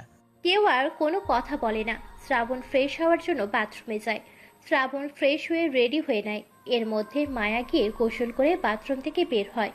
মায়া শুধু শরীরে একটা টাওয়াল পেঁচিয়ে রুমের মধ্যে আসে। মায়া মনে করেছিল এখনো অবিবাহিত আগের মতোই আছে। সে ভুলে গিয়েছিল সে এখন বিবাহিত, তার রুমেও একজন থাকে। যখন সে তার শরীর থেকে টাওয়ালটা খুলতে যাবে তখনই আয়নায় দেখতে পায় শ্রাবণকে। শ্রাবণ তাকিয়ে আছে এক দৃষ্টিতে তার দিকে। এটা দেখে মায়া মারে এক চিৎকার আর বলে ওঠে, আপনার লজ্জা করে না অসহায় একটা মেয়ের দিকে এভাবে তাকিয়ে থাকতে? যেভাবে দেখছেন তাতে তো মনে হচ্ছে জীবনেও নিজের চোখ দিয়ে কোনো মেয়েকে দেখেননি। হাজার হাজার মেয়ে দেখেছি এবং মেয়েদেরকে আমার সাথে ঘষা মেশাও করতে দেখেছি, বাট এভাবে তো কোনোদিন দেখিনি, আজকেই প্রথম। তবে যাই বলো, দেখতে কিন্তু ওয়াও। এইটা বলে হাসতে হাসতে সেখান থেকে বেরিয়ে পড়ে এয়ারপোর্টের উদ্দেশ্যে। 3 জন গাড়িতে করে যাচ্ছে। সামনে 2টা বডিগার্ড, ভর্তি গাড়ি, পিছনে 2টা ভর্তি গাড়ি। এখনও রেগে আছে মায়া শ্রাবণের উপরে। শ্রাবণ শুধু হেসে চলেছে, মায়ার দিকে তাকিয়ে মুচকি মুচকি হাসে। হঠাৎ করে 4টা বুলেট এসে লাগে গাড়ির কাচের উপরে। কাচগুলো না ভাঙলেও গাড়িতে বেশ ভালোই আঘাত করে। হঠাৎ এমন হওয়াতে কোনো কিছু বুঝে ওঠার আগেই একটা বুলেট এসে লাগে মোন্তাজ সাহেবের কাঁধের উপরে। মোন্তাজ সাহেব চিৎকার দেয় আর সেখানেই জ্ঞান হারিয়ে ফেলে। এটা দেখে গাড়ি থেকে নামে শ্রাবণ। তারপর কে গুলি চালিয়েছে তার উৎস খুঁজতে থাকে। এমন সময় দেখতে পেল সেদিকে গুলি করে প্রায় 5 মিনিটের মধ্যে প্রায় 8 থেকে 10 জনের লাশ ফেলে দেয়। বাকিগুলো পালিয়ে যায় নিজেদের জীবন নিয়ে। দ্রুত হাসপাতালের উদ্দেশ্যে পাঠিয়ে দেয় মোন্তাজ সাহেবকে বডিগার্ডগুলোর মাধ্যমে। আর মায়াকে নিয়ে সেখান থেকে নিয়ে গিয়ে বাড়ির মধ্যে একটা গোপন আস্তানায় বন্দি করে রাখে এবং সিকিউরিটি গার্ডগুলোকে বলে দেয় যেন কেউ ভিতরে না ঢুকতে পারে। অপারেশন চলছে হসপিটালে। অপারেশন থেকে বের হয়ে ডাক্তার ম্যাম বলে ওঠে, শ্রাবণ সাহেব, তেমন কিছু ক্ষতি হয়নি, তবে এবারের মতো উনি বেঁচে গেছে। ওনাকে খুব সাবধানে রাখবেন, কেমন? ওকে ডাক্তার সাহেব, আমি ওনাকে নিয়ে গেলাম, আর ওনাকে এখানে রাখা যাবে না। ওনার বিপদ আছে। ওনার প্রয়োজনীয় জিনিসগুলো আপনি রাতের আঁধারে গোপনে আমাকে দিয়ে আসবেন। ওকে, ঠিক আছে শ্রাবণ সাহেব। খুব সতর্কতার সাথে রাতের আধারে সেখান থেকে নিয়ে যায় মোন্তাজ সাহেবকে। সবাই মৃত বলে জানে, কেননা শ্রাবণ একটা লাশকে লাশের কারখানা থেকে নিয়ে এসে মোন্তাজ সাহেব বলে চালিয়ে দেয়। প্রেস মিডিয়ার সামনে সারা বিশ্বের মানুষরা জানে মারা গেছে। এখন শুধু বেঁচে আছে মায়া একাই। শ্রাবণকে বারবার খুনি বলে গালি দেয়। শ্রাবণ সে আর সহ্য করতে পারে না। এদিকে শ্রাবণ সকল প্রমাণ এক এক করে একত্রিত করে এক জায়গা করে মায়াকে দেখাবে বলে। অন্যদিকে আলতাফ হোসেন জোর করে বাড়ির ভিতরে প্রবেশ করে। সিকিউরিটি গার্ডগুলো বাধা দিলেও বাধা উপেক্ষা করে ভিতরে ঢুকে দরজা বন্ধ করে দেয়। ভিতরে গিয়ে মায়ের সাথে কথা বলে। সেখানে বলে ওঠে আলতাফ হোসেন, মায়া, তুমি কোথায়? বেরিয়ে আসো, তোমাকে আমি নিয়ে যেতে এসেছি। শ্রাবণ তোমাকে বাঁচতে দেবে না। তোমার সকল সম্পত্তি পাওয়ার জন্য শ্রাবণ তোমার পুরো পরিবারকে খুন করেছে গোপনে, আর চালিয়ে দিয়েছে অ্যাক্সিডেন্ট বলে। আঙ্কেল, এসব আপনি কি বলছেন? শ্রাবণ যদি এসব করে তাহলে ওকে আমি ছাড়বো না, কিন্তু শ্রাবণ যে এসব করেছে তার প্রমাণ কি? এই নাও মা, দেখো আমি তোমার জন্য প্রমাণ নিয়ে এসেছি। দেখি। তারপর এডিট করা কিছু ভিডিও আর পিক দেখায়, সেগুলো বিশ্বাস করে নেয়। মায়া কাঁদতে থাকে আর বলতে থাকে সে শ্রাবণকে মেরে ফেলবে। আলতাফ হোসেন সুযোগে বলে ওঠে, দেখো মা, আমি তোমাকে একটা বুদ্ধি দিচ্ছি। আজকে রাতে ওকে মেরে ফেলবো। তুমি আজকের ওর সাথে ঘনিষ্ঠ হবা। ওকে তোমার প্রতি আকর্ষণ দৃষ্টিশক্তি তোমার দিকে যেন দেয়। তুমি যে করেই হোক ওকে তোমার মায়ায় ফেলবে, যেন ও বিশ্বাস করে তুমি ওকে সত্যিই স্বামী হিসাবে মেনে নিয়েছো। তুমি ওর সাথে মেলামেশা করবা। এরপর যখন সে তোমার সাথে মেলামেশা করতে আসবে তখন তুমি তাকে ঘুমের ঔষধ দিয়ে দুধ খাওয়াবা। তারপর সে দুধ খাওয়ার পরে ঘুমিয়ে যাবে, আর তারপর তাকে চেয়ারের সাথে বেঁধে এখান থেকে সিকিউরিটির চোখ ফাঁকি দিয়ে নিয়ে যাব তুর পাহাড়ে, যেখানে মশা নবীর সাথে তুর পাহাড়ে দেখা করেছিলেন। সেখানে নিয়ে গিয়ে চেয়ার সহ উপর থেকে নিচে ফেলে দেব, আর তোমার পরিবার হত্যার প্রতিশোধ নেব। ঠিক আছে আঙ্কেল, আমি আজকে তার ভোগের পূর্ণ হব। তবুও তাকে আমি পৃথিবী থেকে সরিয়ে দিব। আমি আমার বাবা মার খুনের প্রতিশোধ নিতে আমার সব কিছু বিলিয়ে দিতে রাজি আছি। তারপর আলতাফ সাহেব সেখানে আর কোনো কথা না বলে বেরিয়ে পড়ে। রাত 10টা বাজে। বেশ রূপবতী গুণবতী অপ্সরী সুহাসিনী জান্নাতের হুরপরির মতো সেজে গুজে খাটের উপর বসে আছে। পরনে তেমন কোনো কিছুই নেই। কালো রঙের একটা নাইট ড্রেস পরে আছে মায়া। চুলগুলো খোপা করে গাঁদা ফুল বেলি দিয়ে সুন্দর করে সাজিয়েছে। রুমের ভিতরে শ্রাবণ ঢুকতেই ক্রাশ খায়। শ্রাবণ মুচকি হেসে বলে ওঠে, কি ব্যাপার ম্যাম, আজকে তো সাজুগুজু করে? আমি তো এইসব দেখে কন্ট্রোল হারিয়ে ফেলবো। আমি কি কাউকে মানা করেছি আমার কাছে আসতে? আমাকে ভালোবাসার যোগ্য না? আমিও চাই আমার স্বামীকে ভালোবাসতে, কিন্তু আমার স্বামী তো আমাকে ভালোবাসে না। যদি ভালোবাসো তাহলে সত্যি সে আমাকে আজকে এ রাতে ভালোবাসা দিচ্ছে। সত্যি? তিন সত্যি, কিন্তু একটা শর্ত আছে। আমার কাছে আসতে হলে আগে এই দুধটা খেতে হবে, কারণ কোনো কিছু করার আগে একটু মধু মিষ্টিমুখ করতে হবে না? ওকে, ঠিক আছে। শ্রাবণ দুধটা খেয়ে নেয়। তারপর মায়াকে কোলে তুলে নিয়ে খাটের উপরে রাখে। তারপর মায়ার 2 ঠোঁট ধরে চুমু খেতে থাকে, সারা শরীরে চুমু দিতে থাকে, ধীরে ধীরে নিচে নামতে থাকে। এমন সময় তার চোখ বন্ধ হয়ে আসতে থাকে। এক পর্যায়ে শ্রাবণ ঘুমিয়ে যায়। এর মধ্যে মায়া আলতাফ হোসেনকে ফোন করে। সমস্ত সিকিউরিটি গার্ড তখন ঘুমাচ্ছে। সবার চোখে ফাঁকি দিয়ে শ্রাবণকে তারের সাথে বেঁধে নিয়ে হেলিকপ্টার করে তুর পাহাড়ে নিয়ে আসে। তারপর শ্রাবণের চোখে জল ছিটিয়ে দেয়। শ্রাবণ মিটিমিটি করে চোখ খুলে নিজেকে আবিষ্কার করে খোলা আকাশের নিচে। এটা দেখে শ্রাবণ বলে ওঠে, এ কি, আমি এখানে কি করে? আমি তো রুমের মধ্যে। তখন কারোর হাসির আওয়াজ কানে আসে। মায়া, আলতাফ হোসেন, মীর জাফরের সাথে আলম হাসতে থাকে। মায়া বলে ওঠে, কিরে, কেমন দিলাম তোকে? তোর সাথে কেমন গেম খেললাম? তুই আমাকে ভোগ করবি? আমার পুরো পরিবারকে মেরে ফেলে আমার সাথে সুখে সংসার করবি? আমার পুরো সম্পত্তিকে তুই ভোগ করবি? এটা তুই ভাবলি কি করে? মায়া, ওর কোনো কথা শোনার প্রয়োজন নেই। ওর মুখে টেপ মেরে দাও। শুধু আমরা বলবো আর এখান থেকে ফেলে দেব। বেশি সময় নেই, দ্রুত করো। অমল, তুমি ওর মুখে একটা ট্যাপ মেরে দাও। ওকে এখান থেকে ফেলে দেবো। শালা জানোয়ারটা আমার পরিবারকে মেরেছে আমার আদরের দাদুকে। আমার সম্পত্তি ভোগ করতে এসেছিল। আজকের ওকে বুঝিয়ে দিব মায়া মামনি, ওর সাহস হয় কি করে তোমার মতন একটা স্মার্ট মেয়েকে বিয়ে করার? কি অধিকার আছে? ওর তো কিছুই নেই।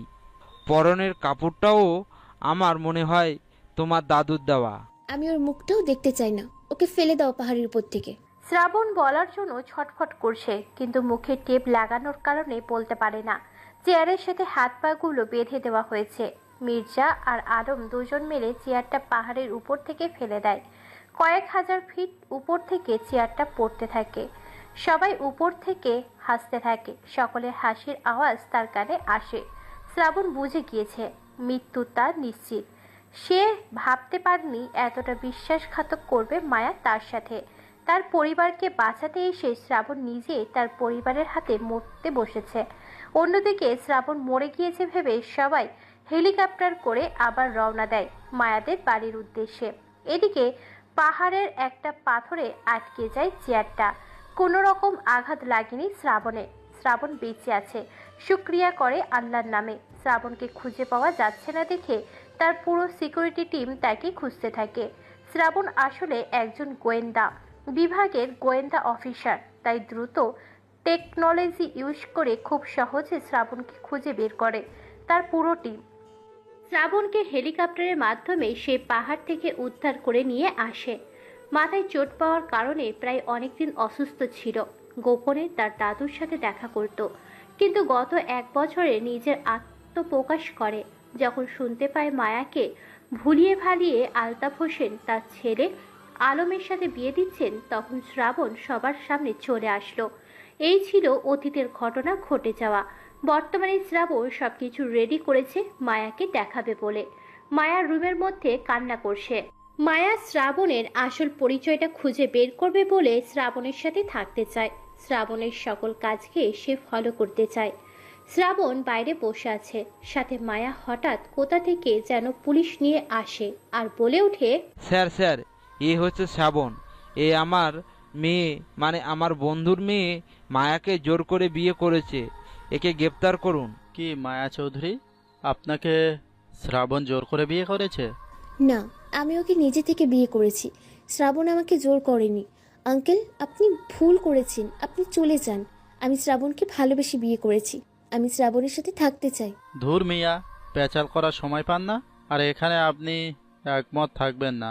ওনাদের স্বামী স্ত্রী সুখে আছে, শান্তিতে আছে। আপনি ওনাদের মাঝে কাবাব মে হাড্ডি হতে আসবেন না। যদি আর ওনাদের বিরক্ত করেন তাহলে আপনাকে আমরা গ্রেপ্তার করব। শ্রাবণ অবাক মায়ের আচরণে। তারপর আলতাফ হোসেন সহ পুলিশগুলো চলে যায়। শ্রাবণ অবাক হয়। শ্রাবণ ঠিক করেছে মায়াকে সব সত্যি ঘটনা বলে দেবে, তাই মায়ার হাত ধরে টানতে টানতে নিয়ে যায়। চারিদিকটা অন্ধকার। মায়া শুধু বারবার বলছে তাকে কোথায় নিয়ে যাচ্ছে শ্রাবণ। শ্রাবণ কোনো কথা বলে না। একটা ডয়ারের দরজা খুলে সেখানে মায়াকে জোরপূর্বক ঢুকে সিঁড়ি দিয়ে নিচে নামাতে থাকে। তারপর আবার একটা জানালা খুলে সেই জানালার ভিতরে ঠিক তাদের বাড়ির মতো। মাথাটা ঘুরিয়ে দেখতে পায় তার ডান পাশে কেউ একজন শুয়ে আছে। মায়া সেদিকে গুটি গুটি পায়ে এগিয়ে গিয়ে বিছানার উপর থেকে চাদরটা সরিয়ে দিতেই চমকে ওঠে, কারণ সেখানে দেখতে পায় তার দাদু শুয়ে আছে খাটের উপরে। মায়া দেখে বলে ওঠে, দাদু, তুমি বেঁচে আছো?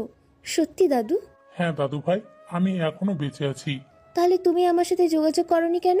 অনেক কাহিনী, সবটা জানতে পারবি। শ্রাবণ, প্রমাণগুলো দেখা। তারপর শ্রাবণ শুরু থেকে শেষ পর্যন্ত এক এক করে সকল ভিডিও দেখায়, কি করে তার বড় চাচা ও চাচি এবং তার ছোট ভাইকে মেরেছে, তার বাবা মা সহ তাদের পরিবারের অন্যান্য ব্যক্তিগুলোকে মেরেছে। সবটা দেখে অবাক হয়ে যায় মায়া। মায়া বলে ওঠে, তার মানে এসব আলতাফ হোসেন আঙ্কেল করেছে? আর দাদু ভাই, তুই এতদিন শ্রাবণকে ভুল বুঝেছিস। আসলে শ্রাবণ কোনো মাফিয়া বা গুন্ডা নয়, সে হচ্ছে লন্ডনের একজন সুপার সাইবার পুলিশ। তুই যে এতদিন ওর আশেপাশে লোকগুলোকে দেখছিলি, সেগুলো প্রত্যেকটা হচ্ছে এক একজন গোয়েন্দা বিভাগের পুলিশ অফিসার। শ্রাবণের বাবা হচ্ছে আমাদের বুলেট সাহেব। আমি তাকে অস্ট্রেলিয়ায় পাঠিয়েছিলাম লেখাপড়া করতে। সেখান থেকে সে দেশ ট্রান্সফার করে এখানকার পুলিশ অফিসার হয়ে যায়। আমরা সবকিছু হারিয়ে ফেলার পর তাকে এখানে নিয়ে আসি আর প্ল্যান করে তোমার সাথে বিয়ে দিয়ে দিই, যাতে আমাদের সকল সম্পত্তি বাঁচাতে পারি আলতাফের হাত থেকে। দাদু, সময় এসে গেছে তার পুরো ফ্যামিলিকে ধরার। চারিদিকে আমার পুরো 400 পুলিশ ফোর্স রেডি করা আছে। আজকে তাদেরকে গ্রেপ্তার করে নিয়ে যাব লন্ডনের মাটিতে। ওকে, ঠিক আছে দাদু ভাই, আজকে এই চোর পুলিশের খেলাটা এখানেই শেষ করতে হবে। তাদেরকে অলরেডি আমার পুলিশ গ্রেপ্তার করেছে। লন্ডন থেকে তাদের গুলি করে হত্যা করার পারমিশনও দিয়েছে। যদি তারা আমাদের উপরে হামলা করে, এবং তাদেরকে জীবিত অবস্থায় লন্ডনে নিয়ে ফাঁসির কার্যকলায় ঝোলানো হবে। মায়া তার দাদু সহ গাড়ি নিয়ে রওনা দেয়। তারা 3 জন মিলে 2 জনের মধ্যে সেখানে পৌঁছে যায়। গাড়ির ভিতর থেকে সর্বপ্রথম শ্রাবণ আর মায়া নামে, তারপর মোন্তাজ সাহেব নামে। 3 জনকে দেখে তারা 3 জন চমকে উঠল। আলতাফ বলে ওঠে, তোমরা সবাই বেঁচে আছো? তার মানে তোমরা সব কিছু প্ল্যান করে এখানে এসেছো? জানোয়ার, তোর সাহস কি করা হয় আমার পরিবারের দিকে হাত বাড়ানোর? আজকে তোর হাত কেটে নেব। তুই আমাকে এতদিন ভুল বুঝিয়েছিস আমার স্বামীর বিরুদ্ধে। আমি আমার স্বামীকে ভুল বুঝেছি, আমার দাদুকে বিশ্বাসঘাতক মনে করেছি। তোকে আজকে মেরে ফেলবো। এই বলে তাদেরকে কয়েকটা চড় মারে। জুতা নিয়ে মারতে মারতে গলা মুখ ফাটিয়ে ফেলেছে। নাক দিয়ে গড়গড় করে রক্ত পড়ছে। এরপর মার্ডার কেস হবে বলে সেখান থেকে জোরপূর্বক মায়াকে সরিয়ে নেয়। মায়া শ্রাবণকে জড়িয়ে ধরে। শ্রাবণ বলে দেয়, ওদের শিকড় দিয়ে তিনজনকে 3টা হেলিকপ্টারের নিচে ফেলে দিয়ে উল্টো করে ঝুলিয়ে নিয়ে যাওয়ার লন্ডনের দেশে, সেখানে তাদের ফাঁসি দেওয়া হবে। শ্রাবণের কথা মতো একইভাবে তাদেরকে নিয়ে যাওয়া হয়। মায়া শ্রাবণের কাছে মাপ চায়। দুজন দুজনকে আবার ভালোবাসে। নতুন করে খুব জমজমাট করে তাদের বিয়ে দেওয়া হয়। দেখতে দেখতে বিয়ে শেষ। ছাদে বসে আছে দুজনে। দুজন দুজনের অজানা মনের কথাগুলো বলছে। রাত জেগে তারার মেলায় বসে গল্প করছে। উড়াল দিয়েছে নিজের ভালোবাসায়। বেঁচে থাকুক, ভালোবাসায় হারিয়ে যাক দুঃস্বপ্ন। নতুন